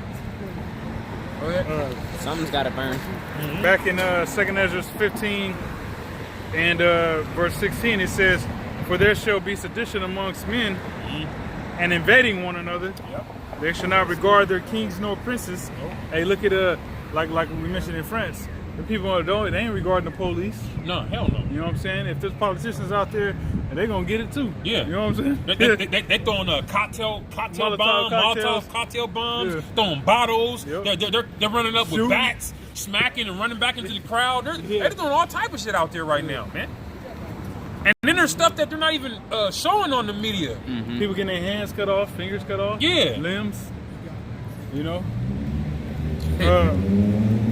It says, "They shall not regard their kings nor princes, and the course of their actions shall stand in their power." The course of the shit that they doing is actually, the government is like, oh, these niggas got a little power. Yeah, you know. Yeah, that's when they're gonna come with the wrath, man. Go ahead. It says, "A man shall desire to go into a city and shall not be able." Yeah, man, and that's that new ID that they got, man. Hey, man, pretty soon you're not even gonna be able to lead a state, man. If you don't got that new ID, man, and that's taking place in a couple months. I think September this month, man. If you don't got that ID, it's a wrap, man. Enhanced driver's license? Yeah. If you don't got that hand shit, you ain't gonna be able to leave the state. Or actually, you won't be able to fly. Eventually, you're not gonna be able to leave the state, but first and foremost, you ain't gonna be able to fly out of the state. Yeah. That's crazy, man. Esau's the devil, man. Yeah, man. It's all part of his system that he set up, man. This pit that he's trying to keep us in, man. This nigga is crazy, man. Yeah. He really think he God, man. He do. Verse 18, for because of the pride, the city shall be troubled, the houses shall be destroyed, and the men shall be afraid. Yeah, man. That's the time we're coming into. We're coming to a time where the very men that you that's sworn to protect this place are going to be the very ones that run in fear and cower, man. Mm-hmm. Okay, and then you're gonna have women cleaving unto other men. All right, but that's the time that we're coming into, man. You know, and but with that, you know, it's time to change gears. The next brother step up. Am I reading? Kind of like a read. You want to just finish that off, the 2nd Ezra 15 and 19? 15, 19? Yeah. All right, this is 2nd Ezra 15 in verse 19. A man shall have no pity upon his neighbor, but shall destroy their houses with the sword. Yeah, these people ain't going to have, Esau ain't going to have pity. Jake ain't going to have pity. I need tissues. You know, these people already, man, you know, you go on the Real's most beloved website, Real Star Hip Hop. You go on there, you see how you know, people in America don't have pity on one another, man. Well, the whole world is like that, but in America, man, somebody will get there's a nigga that was trying to climb into like a 2 or 3 story window, 2 or 3 story building window. Well, the building was bigger than that, but he was in like New York, and he was trying to climb into a window, and they just looking at him struggling, and they was like, man, oh, he gonna bite it or whatever, and he couldn't climb into the window, and he bit it.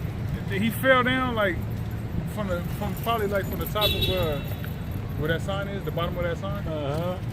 Fell down and all the way to the ground, and people just he didn't die, but like all the force, like he landed on his legs, but it just forced him down. He crushed his whole shit then, and he smacked his head, you know, and everybody's just like, you know, like oh, but but after that, people just turned around and just went on about that. Hey, the love of many shall wax cold, man. The love of many shall wax cold. That's New York, man. You know? I looked at it for okay, God. This is reading on in the latter part of 19. It says, and spoil their goods because of the lack of bread and for great tribulation. It says, behold, saith the Lord, I will call. Matthew 24 and 12. I got it. Behold, I will call. Yeah, it says, behold, saith the Lord, I will call together all the kings of the earth to reverence me, which are from the rising of the sun, from the south, from the east, and from Lebanus. Yeah, it said, I will call the kings of the earth to reverence me. That's going along with what the brother was going into, dealing with the valley of Jehoshaphat. All right, Armageddon, the mountain of troops. All right, because the Lord, he's in the process. Hey, just look in the news, man. You see all this with Russia and China and the U.S. You know, Trump threatening to bomb Iran. But like me and this brother, Anwar was in the car on the way here listening to Gerald Salente, and he was saying that he was talking shit about Trump too. He said his ass wasn't gonna attack Iran because they know that Iran would have smoked all them troops, them U.S. troops in that region, man. All right, now according to prophecy, all the troops is going to be gathered in the Valley of Jehoshaphat. So that particular action couldn't happen yet because there's still troops that gotta muster in that region. You know, as a spirit, I was like, yeah, it can't be no more Colonel Mustard right now. Yeah. He's like mustard because all the troops is gonna muster. Yeah. Okay, latter part of verse 20. It says, to turn themselves one against another and repay the things that they have done to them.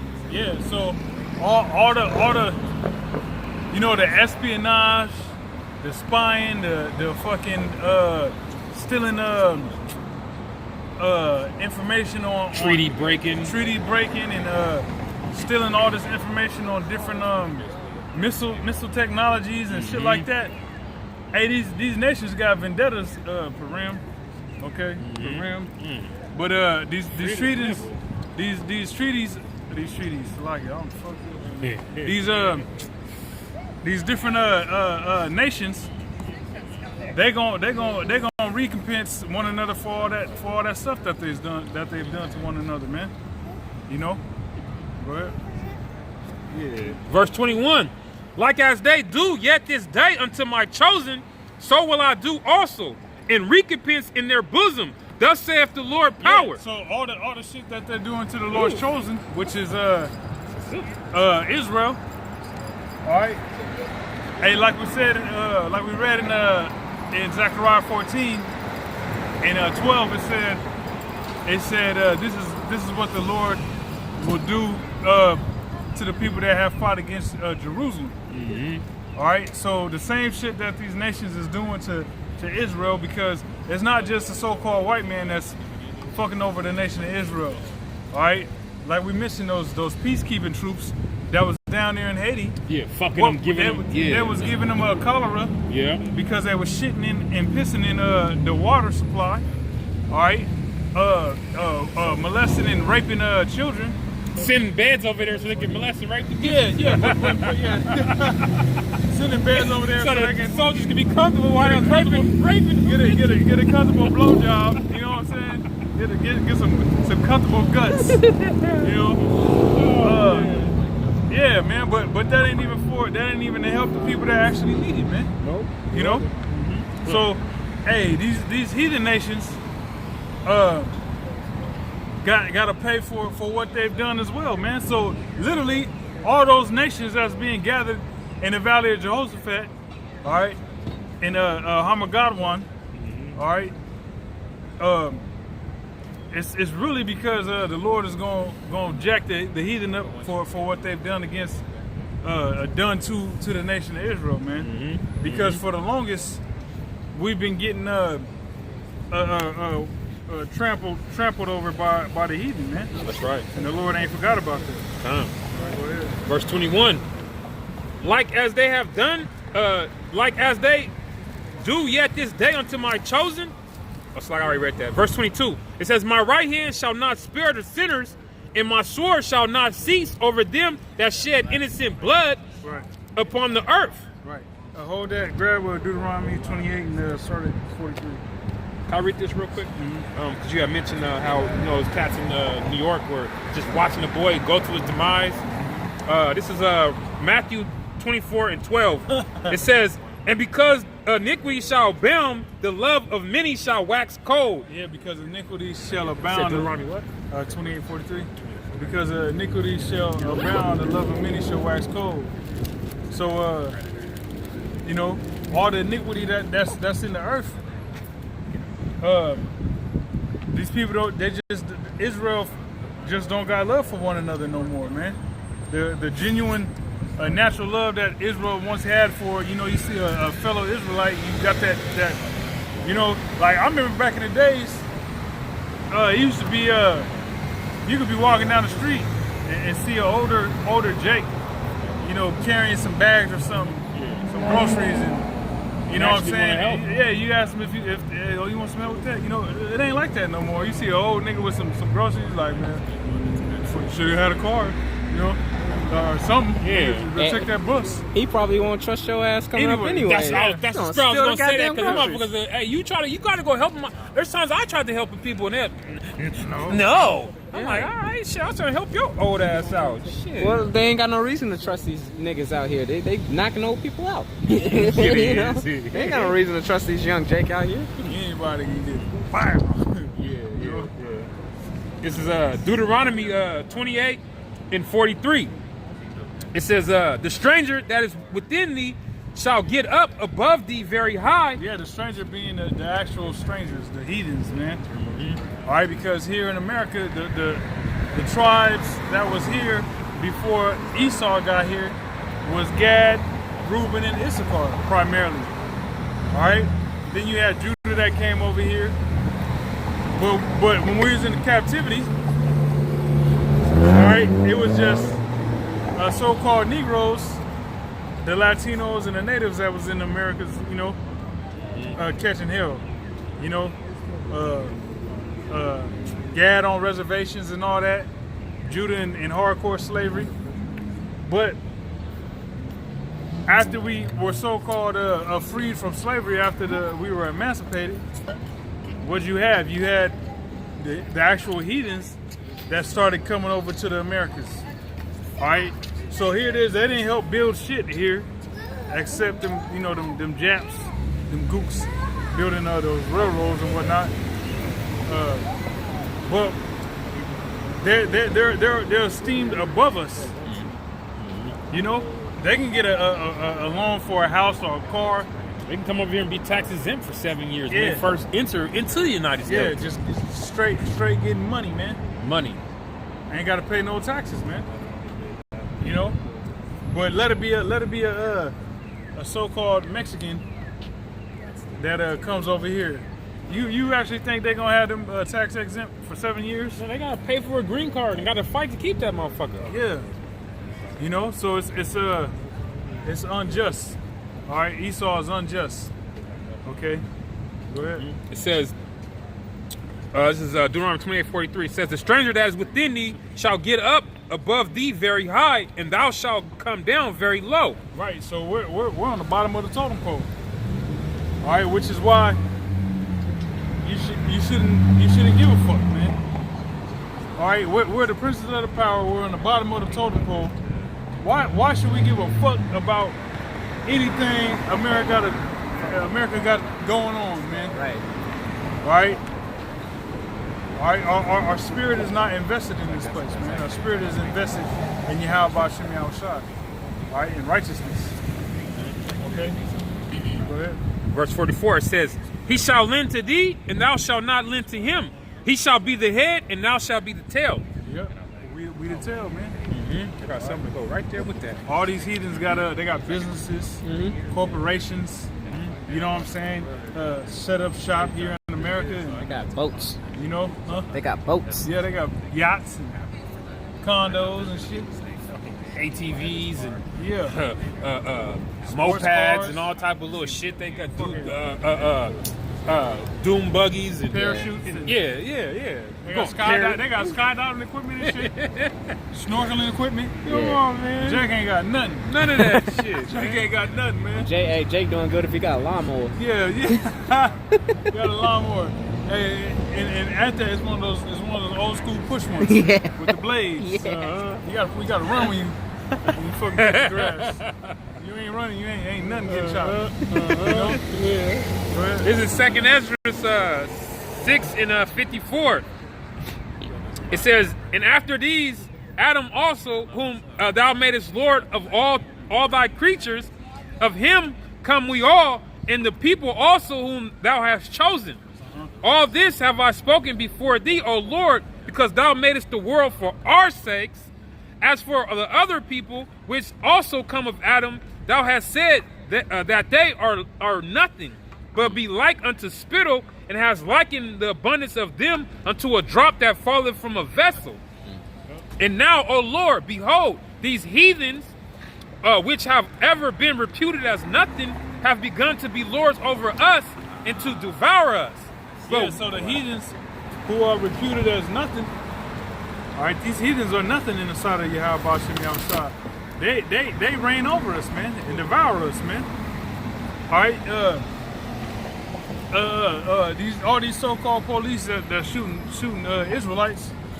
Hey, the Moabite police that are on the police force, hey, they with it. Mm-hmm. They with it. You know, they don't give a shit. All right, any other type of police that's not an Edomite that's on the workforce, you know, they with the shit too, man. They'll blow you away and and not give a shit. Okay? Verse 58. But we thy people, whom thou hast called thy firstborn, thy only begotten, thy fervent lover, are given into their hands. If the world now be made for our sake. And yeah, because the scriptures say the earth is given into the hand of the wicked. So we're actually, the Lord gave us into the hand of these heathens, and he's allowing them to do whatever the hell they want to. Yeah. All right, because we fucked up. That's right. Right? It says, verse 59, it says, if the world now be made for our sake, why do we not possess an inheritance with the world? How long shall this endure? Yeah, so how long, man? That's a question you should ask yourself every morning. How long, man? Yeah. How much more of this shit? Fuck. Tired of fucking waking up, going to work, slaving for fucking the devil himself. Tired of dealing with these damn weirdo people, man. It's funny, man. Me and his brother Sawad was taking care of some business yesterday, and there was a certain conversation that was going on. It was me, this brother, two Edomites, and a Japhite present, and there was a certain conversation going on.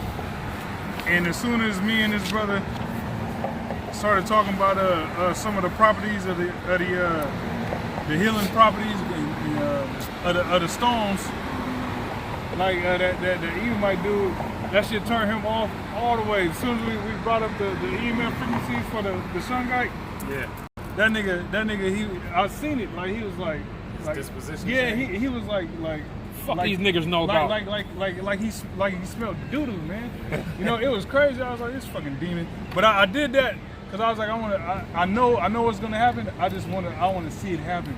So I did that, and he was like, he kind of did one of those. I was like, bitch ass nigga. But anyways, yeah, these fucking heathens, they don't anything pertaining to life, they think is death. Yeah. You know. Yeah, good is set against evil. It's Daddy Esau didn't come out and say that that's what it was. So, Yeah. are there heathen God? Okay, this is Zeus didn't speak it from the heavens. Right? It's not in the Avengers movie, so it's not fact. This is Baruch 4. I'm gonna start at 1. This is the book of the commandments of Yahweh, and the law that endureth forever. All they that keep it shall come to life, but such as leave it shall die. Turn thee, O Jacob, and take hold of it.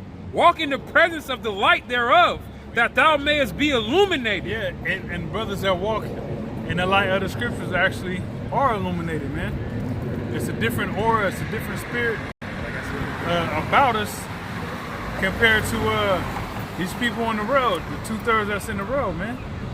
All right, because the knowledge of the scriptures, it actually guides you in this journey of life, man. Right. You know. Verse 3. It says, "Give not thine honor to another, nor the things that are profitable unto thee to a strange nation." Yeah. So our customs, all right, pretty much rubbing elbows with Esau. Cause him to, because you know, like for instance, when you hang around brothers, you know, you start there's certain words that you might use that a brother start using, and vice versa. You know, certain you know, the personalities kind of like become similar, you know, or whatnot. You guys become a hybrid. Just a now, well-oiled like all machine. of us, we all interweave with each other's Yeah. conversations. Yeah. We're a hybrid of each other. Yeah. You know, so you get around Esau, you start teaching them, you showing them, you letting your left hand know what your right hand's doing. Yeah. And you giving Esau your power, man. Yeah. And that's what the whole nation of Israel's done. Just gave Esau their power, man. You know, which is why they're stuck. Jake is stuck in that plantation Christianity. You know. Reading on, verse 4. It says, "O Israel, happy are we for the things that are pleasing to Yahweh." And that's why you don't see no Edomites amongst us, man. You know, if we let Esau, all right, around us, and they come crouching like, oh yeah, we really want to learn the Bible. We really believe in the Lord and all that. All they gonna do is try to sabotage what we got going on.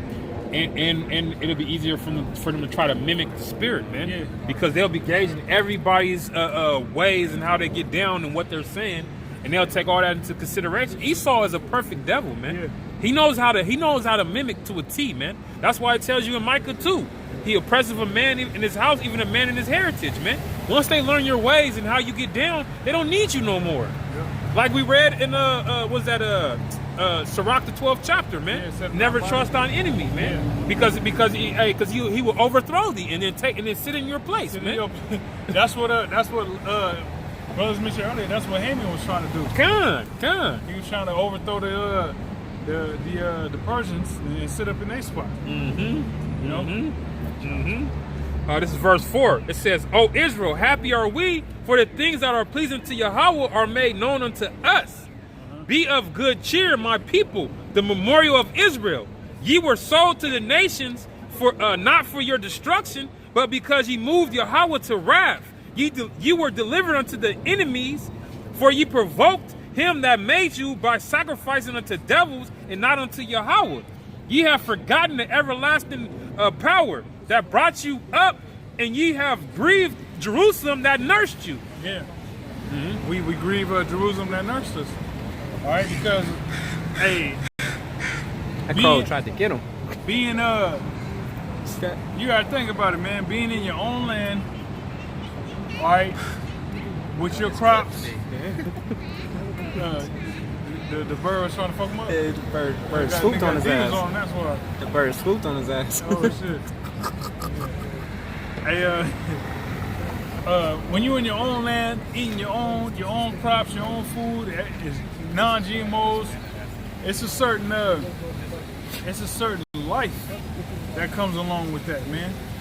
You know, imagine all Jake in the kingdom, and we're drinking the best water, eating the best foods, consuming the best fruits and vegetables. It's gonna be a certain aura. Your pineal is gonna be decalcified, man. Yeah. To the max. Yeah. That Wi-Fi is a strong connection, yeah, baby. As a whole, right? The whole nation. Cause look at the Jakes that's being born now. These little babies are demons from straight out the womb. Monstrous demons, monsters. man. They're demons. Like fucking, they know every rap song. They cuss. They dress like grown ass people with just baby clothes on. Bro, they know every rap song at the age of two. They know how to turn your phone on, to put your code in, and start downloading the apps that they can play at 2 years old. They're robots, man. These young Jakes is fucking robots, man. All right, and that's the whole. That's how Jake is coming out. The whole continental U.S. Like all the Jakes that's born in the continental U.S., they all fucked up, man. All right, but just imagine how Jake is gonna be in the kingdom, in our own land, being nursed from our own land, man. It's gonna be a completely different spirit, a different energy that Israel as a whole is gonna have, man. Okay? Go ahead. Is that it? Nah, I was looking for that. What you looking for? Where the scripture speak about how they're gonna be bringing forth these kids as monsters. Oh, mistress monsters. Mistress women. With the teeth as just reading on that's verse 9. It says, For when she saw the wrath of Yahweh come upon you, she said, Hearken, O ye that dwell about Zion. Yahweh hath brought upon me great mourning, for I saw the captivity of my sons and daughters, which that was the point earlier. Yeah, that was it. That mistress women bringing forth monsters is I believe it's first Esdras. Just because the brother was sitting there speaking about how these kids, man, this generation that is now is just, they're demons, man. From a very young age, they're demons. Speaking about Jake children, they're fucking demons from a young age, man, because everything they're exposed to, everything they're around is nothing but poison and wickedness, man. So that's what they're soaking up as the young sponge that they are. So the only thing they're able to put out is what it was that they've been exposed to, man. Which is it's a shame, man. It's a shame upon our people, you know. Okay, second, yeah. It says second Ezra 5 and 8 on here. 5 and 8? That's the brother had me. I thought it was. That seemed different, but go ahead. Oh, it was different. I didn't even really get a chance to read it. This is second Ezra 5 and 8. Yeah, it's right there. Yeah. It says, there shall be a confusion also in many places. The fire shall be offset out again, and the wild beasts shall change their places. Yeah, that's why you see a lot of roadkill, man. You do see a lot of roadkill. Hell yeah. These wild beasts, all right, is changing their places, man. Places where you know, there's the Lord. That's why you have the wilderness. All right, when Miriam's ass was out there in the wilderness, you know, she was hearing all kind of crazy shit. You know, because that's their world. That's you go to these you watch the Animal Planet or whatever, and they go on these wild safaris at night, and you see all these glowing eyes. Yeah. Out in the wilderness, yeah, that's where they live. Okay, Exactly. Your ass is supposed to be over there, but you over here. That's why So Amazon has they said it has I think 70+% of the world's species, and that's why the Most High is not allowing Esau to travel up in there, man, and navigate it. Because why? They would destroy the Earth species, man. They're already the world species is already down 50%. Yeah. 50% of the world's species already been exterminated. They Okay, said, extinct. I mean, well, exterminated because they did kill them, and then the other 70% that's left stays in the Amazon, man. And you got it. A brother put on the WhatsApp. There was some so-called endangered species or extinct species of animals and insects and shit that they found down in I believe Honduras in the forest of Honduras. So the Lord God actually he got animals and whatnot stored away that Esau don't even know about. You know, this is the Lord. The scriptures say there's no end of all the people. You know, so if the Lord got it to where there ain't no end of all the people, He ain't gonna have it to where the animals is gonna be extinct on the account of Esau. Right. Because that would prove that that here it is, the Most High created something, but Esau was actually successful in killing off something that the Heavenly Father created, or the angels created. Yeah, outside the angels created. The Lord ain't gonna have that. You know, Esau in his mind thinking, okay, Noah brought them 2 by 2 in the ark so they could preserve them, but I'm gonna kill these motherfuckers anyway. Yeah. I'll kill them off. Esau trying to defy the Most High in every step that he take, man. We're gonna do it. We've succeeded in killing half the species. Esau don't even know how to get rid of roaches, man. So they better chill out. Better chill out. That's true. They do not know how to get rid of them. They can't kill them. Your chemicals don't work, buddy. Yeah. Esau's crazy. Hey, you had this Hoarders show where you had this Edomite bitch. Your septic tank needs to be cleaned out or whatever. Like 4 or 5 years ago, her mom ended up dying. So when that happened, when the septic tank got fucked up, her mom was still alive. So what they resorted to was shitting in buckets and then putting water in and putting that in those Crystal Geyser bottles or whatever type of bottle. So literally her whole house was full of shit water. Was like. Some places, all the corners of the house, everywhere was just shit water. She'd eat her soup and shit in her bedroom. She got fucking shit everywhere. Literally, bottles of shit and water, piss all over. You say so, man. That shit was nasty. But that's the spirit of Esau, man. Read that last little bit. This is Mr. Children. 2 Ezra 5 and 8. It says, there shall be confusion also in many places, and the fire shall be offset out again, and the wild beasts shall change their places, and minstrous women shall bring forth monsters. Yeah, minstrous women shall bring forth monsters, man. These children that's being born, a lot like over in Iraq, when after that all those bombs was dropped in Iraq and whatnot, a lot of those women that was having babies, their babies was born with like 10 fingers. I mean, 11 fingers. I was like, I got 10. Like 11 Say, fingers. damn, I'm fucked up. I got 10. 11 toes, you know, all kind of crazy shit. You know, and Jake here in the Americas, you got all kind of deformed ass babies being born, man. Hell yeah. From the Sherm, from the Oxycontins, from the ecstasy, heroin. from the heroin, Crack. from the crack. Like that has effects on your baby's chemistry makeup, man. You know, because now you putting so much of this into the baby's body. Now it's autistic, man. Yeah, it's like when you're making a pie or a cake or something. You got all these ingredients, but if you put too much of this ingredient in or not enough, the cake ain't gonna come out right. Yeah. So how much more if you add in mortar oil to the damn cake and fucking and damn gunpowder or something? You know, that cake gonna be all fucked up. You eat that, you gonna be fucked up.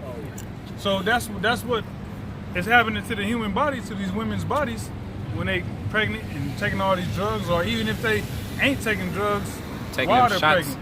Taking them shots from Esau. Yeah, you know, Eating the food too, man. oh man, yeah, the GMO food. Yeah, it's like everything is making these children more of a monster, man. Because it's already worse that the food's fucked up. Yet then your mom and dad they're doing all type of coke and all type of ecstasy and shit. So you're just all tore up, man. And that's what makes you more susceptible to the demons that you're trying to fight against, man. Well, these niggas ain't trying to fight against the demons. They welcome these demons. Embrace them. They embrace them. They're throwing parties and shit. Yeah. That's it.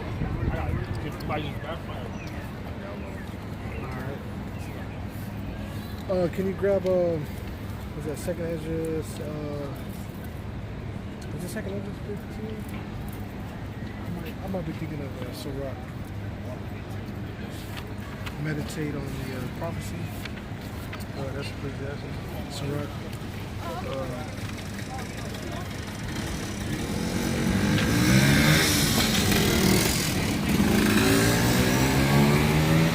Left side. Hey, Ashur, what's that? Meditate on prophecy. 39 and 1. 39 and 1. 39 and 1.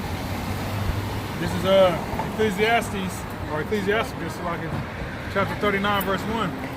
But he that giveth his mind to the law of the Most High, and is occupied in the meditation thereof, will seek after wisdom of all the ancient, and be occupied in prophecies. Right. So your focus, your mind is supposed to be on these laws, in the prophecies. You know, you had those two rats that came up earlier. They're not meditative on prophecy or law. They're trying to be all about culture vulture. Okay? They're trying to be, well, they are culture vultures. They're not trying to be, they are culture vultures. But if those were the real people of the Most High, then they would be a people of prophecy.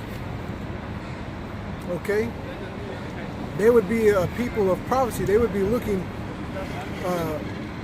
matter of fact, if they were the real people, being in the land that they're at now, we would be in the kingdom of heaven. There would be no war. The scriptures don't prophesy about just one tribe going back to the land and then, you know, oh yeah, but there's going to be no peace yet. The Most High said that when he gathers all of us together, okay, in its time and in its place, he's going to bring us himself back to the land, not a government agency, a government conspiracy to have a group of people claim the identity of a whole nother race of people. Okay. So a lot of people in the world, they're not conversant. Their minds aren't in the place of spiritualness. A lot of these people will say, "Oh, I'm spiritual," but they're really not, because the same person that will claim that they're a spiritual person, when you talk to them about karma, now they have ifs, ands, and buts about it. And the scripture doesn't deal that way. Go ahead. Revelation 19:10. And I fell at his feet to worship him, and he said unto me, See thou do it not. I am thy fellow servant and of thy brethren that have the testimony of Yahushua. Worship the Most High, for the testimony of Yahushua is the spirit of prophecy. See? And those rats, they don't even believe that Yahushua came. They're still waiting for a Messiah to come, to be born. Now the funny thing about that is they know the text in Isaiah got misinterpreted into the New Testament for that word virgin. They understand that, but they're not out here correcting people in truth. As the nation of Israel, the real nation of Israel would be correcting people in truth, man, which they're not doing. So so for their Messiah to come, they believe that a young marriageable woman she's gonna have basically someone's got to get raped, because in this society it's not okay for a young woman to have sex unless she's over the age of consent, which is depending on the area, it can be 16, 18, or even like 20 or 21 or some shit. Okay, so at that age of 18 plus, that's not a young woman anymore. It's only a marriageable woman. So they would have to explain that. See, but they're not trying to explain it because they're not conversing in prophecy, man. They're behind and they're below the bar, man. Go ahead. This is Sirach 39, 14 and 20. Blessed is the man that doth meditate good things in wisdom, and that reasoneth of holy things by his understanding. That reasoneth holy things by his understanding. Now, is that his own vain opinion? No, it's his understanding. If he's in the scriptures and he's meditating, and the Spirit is with him, then that understanding is coming from a higher place and a higher source, man. Okay. Go ahead. He that considereth her ways in his heart. He that considereth her ways, okay, in his mind, because it's not a hard thing to do, to read and to disassociate yourself, your feelings from what's being said, conveyed, from being able to understand what's actually trying to be implemented or shown. You have to suppress yourself in order to do that, man.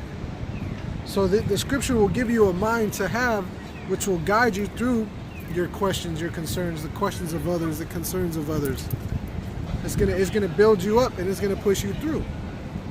Go ahead. He that considereth her ways in his heart shall also have understanding in her secrets. Go after her as one that teaches, so like one that traceth, and lie in wait in her ways. He that prieth in at her windows shall also hearken at her doors.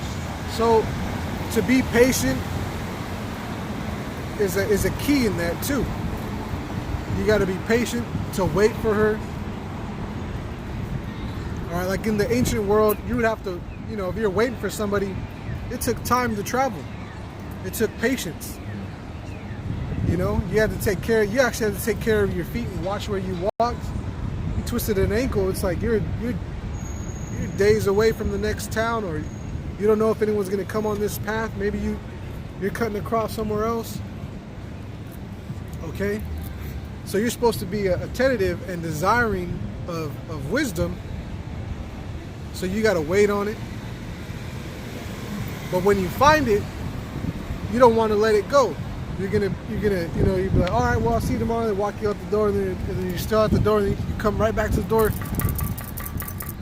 Hey, you're like, hey, look, you're just gonna have to wait. So you're peeking around the windows, like, oh man, it's going to bed. Damn, all right, you're just waiting. Okay. So that's how you're supposed to be with wisdom. You're not supposed to leave it.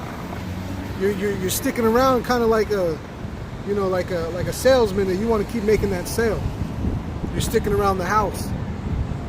So if you find something good, you're not supposed to depart from it. But a lot of these guys will depart from it because they start bringing on their own understanding. They're implementing their own ways, their own feelings.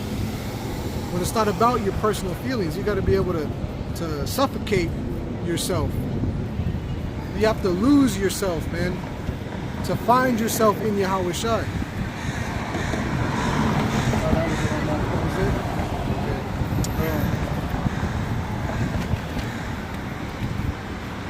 There's a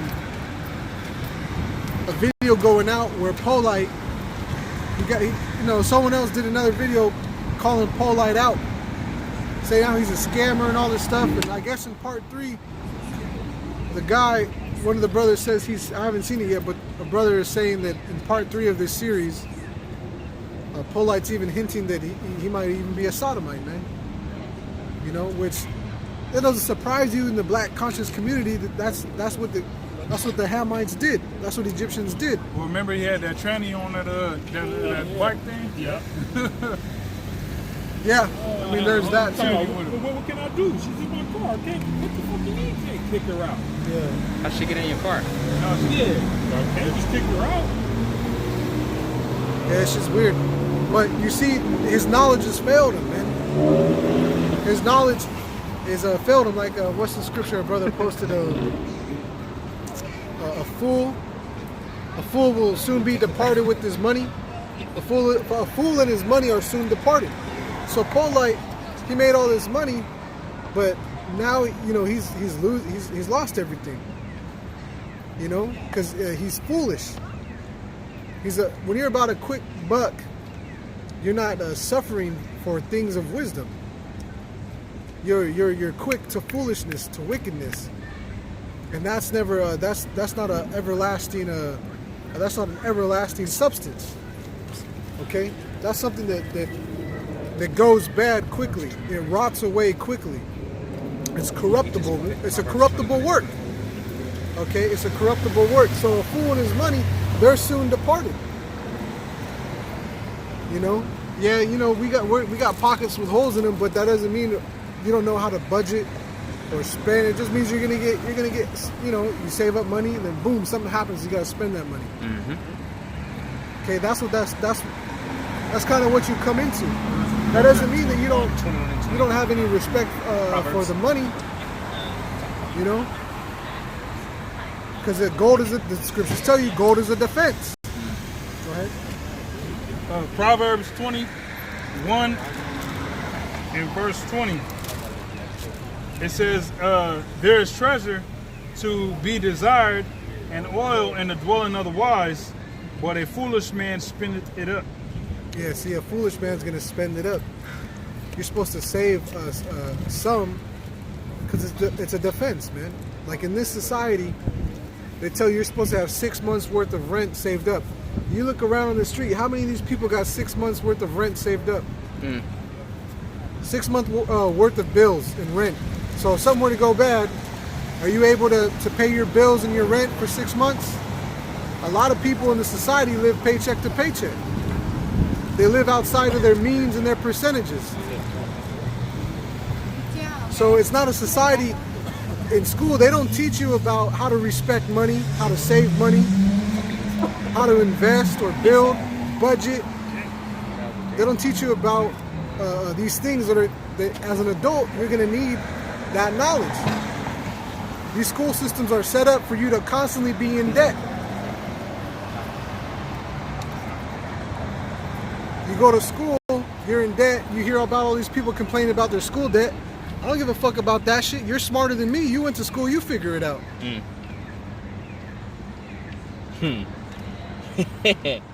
That's right. right? That's right. I mean, you went to school. Why figure that shit out, man? Figure that shit out. The whole time you were there, you didn't take a financial course or class or economics, anything. And nowadays everything is free to learn. You see. So this wisdom, it's an oil for us, man. And oil is valuable. And oil is something you can. It's always sells well. Oil always sells well, man. Whether it's cooking oil or car oil, motor oil itself sells well. It's a precious thing. Okay, but a fool with his money, he's gonna spend it. He's gonna spend it up. Ecclesiastes 7:12. For wisdom is a defense, and money is a defense. But the excellency of knowledge is that wisdom giveth life to them that have it. Right. Wisdom giveth life to them that have it. Wisdom will give life to them that have life, man. That have wisdom. If you got that wisdom, it's gonna give you life, because you're gonna know what to do to actually to live righteous, which is pleasing in the eyes of the Lord, and the Lord won't put your ass to death. That's life. The Most High made us a quickening spirit, a lively spirit. We are alive, living stones. Think about that. The stones a lot of you brothers are wearing is alive. It has a frequency. It has an aura. An aura is a frequency. That's life. You see? It's a drugstore. A drugstore? CVS down this way. I think so. There's a Safeway down the way. Yeah, there's a Safeway down the way. Thank you. You're welcome. See, so a lot of brothers wear living, lively stones. So if the Most High ordained you from the beginning for life, then that wisdom, it coming to you, you're going to receive even more life. Why? Because you're reaching and attaining towards things of perfection, towards things of more life, till we enter into an everlasting habitation, life. Because the corruptible thing cannot put on incorruptible. I'm sorry, no, it's, the incorruptible cannot put on corruption. Life doesn't put on death. From death comes life. When you see things die and they recycle, and this life cycle happens. Okay. If you can find that precept in particular, the corruptible putting on the incorruption. I got a quick precept for you. This is John 10:10, and it reads, "The thief cometh not but for to steal and to kill and to destroy. I am come that they might have life, and that they might have it more abundantly." Yep.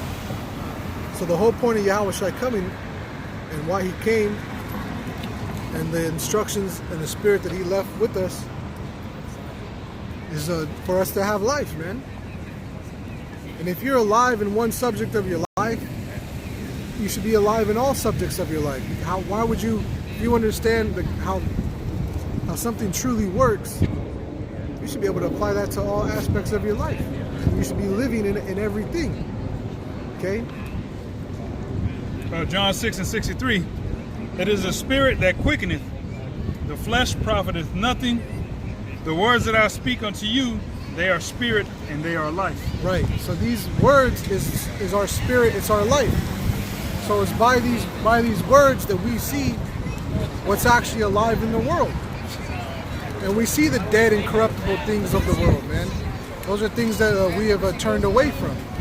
So looking for a better thing, looking for better things in life, you know that you have to turn away from the world.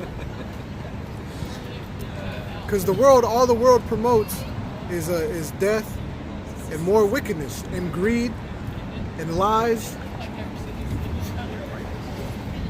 1 Corinthians 15:52-51. "Behold, I show you a mystery. We shall not all sleep, but we shall all be changed. In a moment, in the twinkling of an eye, at the last trump. For the trump shall sound, and the dead shall rise. The dead shall be raised incorruptible, and we shall be changed." You see, we'll be changed. Okay, from corruptible, as we are now corruptible, meaning able to be decayed. These bodies are corruptible, but we're going to be changing to things of incorruption, where our bodies will no longer. Yahweh Shai conquered death. That's why it says, "Oh, where is thy sting? Where is thy victory?" So us being incorruptible, we'll be able to put on incorruption. But when you're incorruptible, you don't put on corruption. Yahweh Shai is not going to go back to the ways of men. You see, we're transcending away, just like we'll get new bodies. We're going to be translated away from corruption, away from this carnal mind, the carnal action, the carnal thought. We'll be spiritually aligned 100%. Verse 53. For this corruptible must put on incorruption. It said must. This corruptible must put on incorruption. Okay? So being conversant in the prophecies, being steadfast in the law, knowing how to rule yourself, your morality, because that's what the law is. It's a schoolmaster for you to learn morality. And the prophecies are the mysteries to come, that you're supposed to go out and tell and warn these people of this fire flood that's coming. Go ahead. And this mortal must put on immortality. So when this corruptible shall have put on incorruption, and this mortal shall have put on immortality, then shall be brought to pass the saying that is written, death is swallowed up in victory. Right, death is swallowed up in victory, man. So you have physical death, but you also got spiritual death, man. Israel is spiritually dead. That's what Ezekiel was being told in the valley of the dry bones. When the Most High asked him, "Can these dry bones live?" He said, "Oh Lord, Thou knowest." Thou knowest. Thou knowest. And the Most High said, "Yeah, they are going to live. I'm going to bring back the sinew and everything. I'm going to bring life back to it." So spiritually being raised up, resurrected, man. So we're spiritually made alive, okay, but our bodies still decay. So we got to follow in the spirit. Our body, physically, we're going to follow in that spirit of having perfect bodies, immortal bodies, okay? You're not going to have to worry about the ailments that the earth provides to you now. Everything's so out of whack that they have to advertise things as healthy, non-GMO, gluten-free this, no trans fat this or that. Sugarless, right. It's all this stuff that they were putting in to make you buy it and addicted, and then they're starting to get a backlash, and so now they're having to change it, but it's created a whole market. So out of wickedness, people have been able to make profit. But there's actually more money to be made and spent and shared in righteousness. So when we get the rulership, and these people are going to see how it's done, but they're not going to have the perfect immortality and the perfect incorruptible minds that we're going to have. So they're going to be in the situation that we're in now. Terrible. They're going to be evil one towards another. Yep. Proverbs 21. Oh man, we just read that. Oh wow. But I'll read it again. Oh wow. Verse 20 and 21. Proverbs 21:20.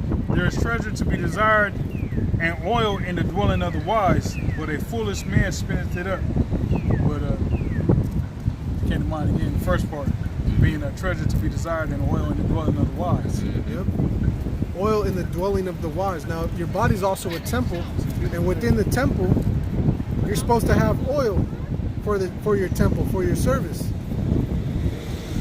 So it always comes back to the same spiritual picture that you should, or mental image you should have, that we're the temple, we're the body of Yahweh Shai. So we got to have these things spiritually: the oil, the sacrifices, the lights. Everything. Yahweh Shai is it's really him. He's everything. But we gotta be a mini version of that. Okay? Now you get a lot of guys that they learn that they're Israelites, but what do they do with the knowledge? They turn away from prophecy. They turn away from having a spiritual mind, and all they're about is malice and mischief, and causing dissension and sowing discord. And they have vendettas, and they make these oaths and these pacts. I ain't gonna do no more videos until these guys are destroyed. That's just like what they said of to Paul. That, oh, we're not gonna eat until he's dead. And guess what? They break those oaths, man. They break those pacts. They're not able to keep it. So they're foolish, man. Foolish. A lot of foolish men out there. Back in 1 Corinthians 15 and 55. O death, where is thy sting? O grave, where is thy victory? The sting of death is sin, and the strength of sin is the law. But thanks. Go ahead.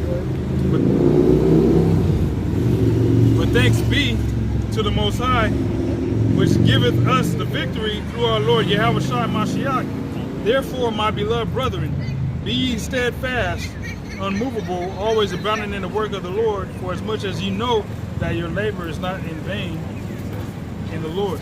Man, it says always abounding in the work of the Lord. Always abounding in the work of the Lord. What is the work of the Lord that we were given to do, man? We were told to what? To feed the sheep, to go out to the highways and the byways. You're told to teach. You're told to live accordingly, man. When Paul was dealing with the Gentiles, was he not giving them things to deal with? He said, look, abstain from this, that, and the third. Because these are the biggest things that you guys do in that culture. You got to come away from it. You got to start chipping away at these major flaws first. Okay, so always abounding in the work, man. What does that word abounding mean? We should look that word abounding up. Abounding in the work, okay? Because when you're abounding in something, you're growing in it. You're right. Okay, when things are growing, things are producing fruit.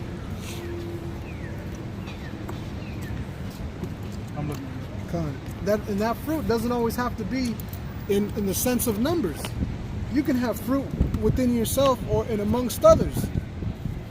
Even if you run into somebody in the world, you don't really necessarily run the scriptures through them. You don't give them book, chapter, verse.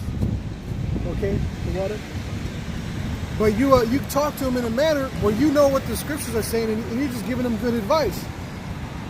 Now they might come back to you like a week or so later and be like, man, you're telling me about this and that? Man, I did it, I tried it. Man, it's so much better that way. It's so much better. So it's like, that's some fruit. That's some fruit right there. Changing the minds of people. Now you're not gonna turn everyone. You're not gonna turn everyone, because not everyone's gonna make it. And you don't know who. At the end of the day, a lot of these people that are Israelites, they don't acknowledge it. They may not look like it, and vice versa. But you just got to throw those seeds out there and water it, and let the Most High give the increase if it be His will. Okay? So it's a simple thing to do, but you have to abound in that work. Go ahead. All right, so abound from G4052 Suo, and it says in the Strong's definitions, to superabound in quantity or quality, be in excess, be superfluous, also to cause to superabound or excel. Make more, abound, have more, abundance, more. It sounds like doubling your talent. Mm-hmm. So spiritually, you're supposed to double your talent. I mean, even carnally, you're supposed to. You should be able to learn how to, have your money in order. You should. If you know how to do the work for the Most High, well, then you should know how to do the work for Caesar, because you got to render unto Caesar what is his, and you got to render to the Most High what is his. Sometimes Caesar's going to take more because he's carnal. You might have to do overtime. You might have to pay a fine or a ticket that's what the devil does, you know. We gotta work in these boundaries, man. You know, and then the brother pulled it up on the dictionary. You know, plentiful quantity or supply. So you know, you got a lot of something, abounding, fruitful. Okay. So always abounding in the work of the Lord, man. At the end of the day, you have the elders and apostles urging you to do more videos. And you got there's always someone out there who's upset about it. Rather than, it's like, did you forget that, you know, you're supposed, if you consider yourself wise, then you're gonna love open rebuke, because the scriptures tell you, rebuke a wise man and he will love thee. So if you consider yourself wise, or are pursuing wisdom, when the elders, give you that push and exhortation, you're supposed to be excited about it. Like, okay, cool. This is that friendly level of competition. Some guys are into sports and they get, their sense of competition that way. Some guys are into, fishing. Fishing for a lot of people is competitive. They don't like to share fishing spots, bait tips, hook tips, how they tie, what they use to cast, poles, line tests, all that stuff. And you got that in every facet and genre of life, be it cars, whatever, man. But you're supposed to be able to apply that right here into the spirit of things, man. Constantly being spiritual about things, man. Not being upset, not hating laborers. The scriptures tell you to hate not laborious work. Yeah. It might be taxing on you to find time in the day to do a video.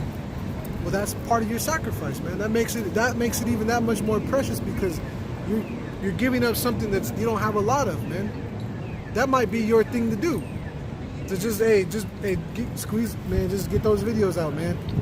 You don't got a lot of time anyway, so by you sacrificing that little bit that you would have, hey, figure it out. And the thing is, the more you do something, the more you practice something, you might find out ways to save and shave time here and there, so that you actually can sit down and do the video the way you want to do it, rather than always on the go on your phone or something, So, yep. Sirach 7:15, hate not laborers' work, neither husbandry, which the Most High hath ordained. Which the Most High ordained laborers' work and husbandry, man. So Yahweh Shai, what did he say? Occupy till I come. Keep working until I come back. Here's the talent, double it. Go and buy oil while you have time of the day, and don't wait until the last minute to come to get everything right and on point. So it's it's a very much of a necessity for us to watch and pay attention to what's going on in the news, locally, abroad, because you're looking for prophecies. Okay, you're looking for prophecy. Matter of fact, the brother Barack in LA, he shared an article, and I'm sure someone did a video on it. But now the world is starting to recognize Russia as Gog and Magog. The article was Gog and Magog are ready to attack or fight against Israel. That's Russia. And that's who it was talking about, the Russian troops. So everything's coming to pass, man. You gotta stay fervent. You gotta stay fervent in prophecy, occupied fervently in prophecy, man. It's not a hard thing to do. And at the same time of all that, you're doing the work, you got to be able to work on yourself too. It's twofold, man. If you're not able to rule your own spirit and check yourself, man, you don't want to be around great men and have those great men check you, man. The scriptures even give you advice on how to be around great men. It says keep your mouth closed. Act like you know something without saying a bunch of shit. Mm-hmm. Don't talk so much. Yep. Luke 19:13, and he called his 10 servants and delivered them 10 pounds and said unto them, occupy till I come. Yep, occupy till I come, man. Work, occupy. Stay with your husbandry and your laborious work. This is husbandry. We're throwing seeds out. We're watering seeds. Questions That's watering. That's a form of watering the seeds. And if the Most High wants to give it increase, then those who have asked and who have been given, they'll be able to receive it. And then there's the increase, and they'll grow. If it be the will of the Most High. Sirach 32:9, 32:8. Let thy speech be short, comprehending much in few words. Be as one that knoweth and yet holdeth his tongue.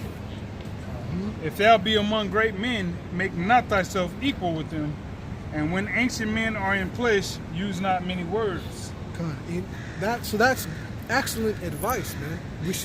We should use this. All these things is for our benefit, man. We should use these things constantly. Can you Gotta live them? Yep, live them. Keep reading too, because it brings up another good point. Verse 10. Before the thunder goeth lightning, and before a shamefaced man shall go favor. Rise up betimes and be not the last. Rise up betimes and be not the last. You know, we're out here kind of early compared to other most days, but there was so much activity. People were up, and the people that were up were the heathens, the other nations. Who was not awake? Jake. When did we start seeing Jake? Maybe about 20 minutes ago. 20 minutes. For directions. Yeah, right. You didn't. Why? Because Jake doesn't rise up early, man. That's how you know. That's another spiritual sign, indication that you know. That's how you know that this is our people, man. Because our people, they don't want to get up early. Lazy. But they'll stay up all late into the wee hours of the morning. Wee hours. Go ahead. So rise up, be times, and be not last. Go ahead. Yeah, verse 12. Come. There take thy pastime. Nope. Oh, it's like 11. Rise up betimes and be not the last, but get thee home without delay. But get thee home without delay. You're not supposed to be lingering around in the streets, man. Go, do your business, be about your business, and get home. Get there without delay, man. Don't be stopping because in the ancient world, between your business and your home, you had water wells and you had harlots that would sit on the side of the road. And what's that going to do? That's going to take time away from your laborious work. That's going to take time away from your husbandry. That's why when you got a wife, you got yourself a possession. It's at home. You want to go pop something? Hey, get over there quick. Get back over there. Go pop it. But you run out of your wits for women, man. Constantly trying to please them. Now, society isn't set up that way to where, you commute back and forth, and you got, harlots on the side of the road, and, people trying to sell you extra shit. It's not in that same manner, but it still happens. On your drive, you commute home, you see the prostitutes, you see the druggies are all drugged out. You're not supposed to waste your time with that stuff, man. Constantly pulling over to, for stuff you don't need. Hey, it's the same thing with the internet. That's what the internet does now. You're Yeah. seeing those little pop-ups of bitches or pop-ups of shit you need from the store. Going down these different rabbit holes and shit, man. It's the same difference. It's the same thing. Right? It's not in the exact same physical manner, but it's the same. You gotta spiritually look at it that way, man. Keep going. That was pretty much the point. Yeah, that was it. So we'll wrap it up with that. Stay occupied in the prophecy. Keep working on character. Pursue immortality and incorruption. All right? This devil, he's getting tired of being told that he's the devil, but he can't do nothing but be himself. Yeah. So just, hey, he's making the work easier and easier day by day. Yep. So with that, all praise to the Most High. Yahweh, Ba'ashem, Yahweh Shai, Ba'ashem, Rakah, Quadash. Double honors to elders and apostles. Shalom to the elect, the 1/3, and death to 2/3. Shalom. Shalom.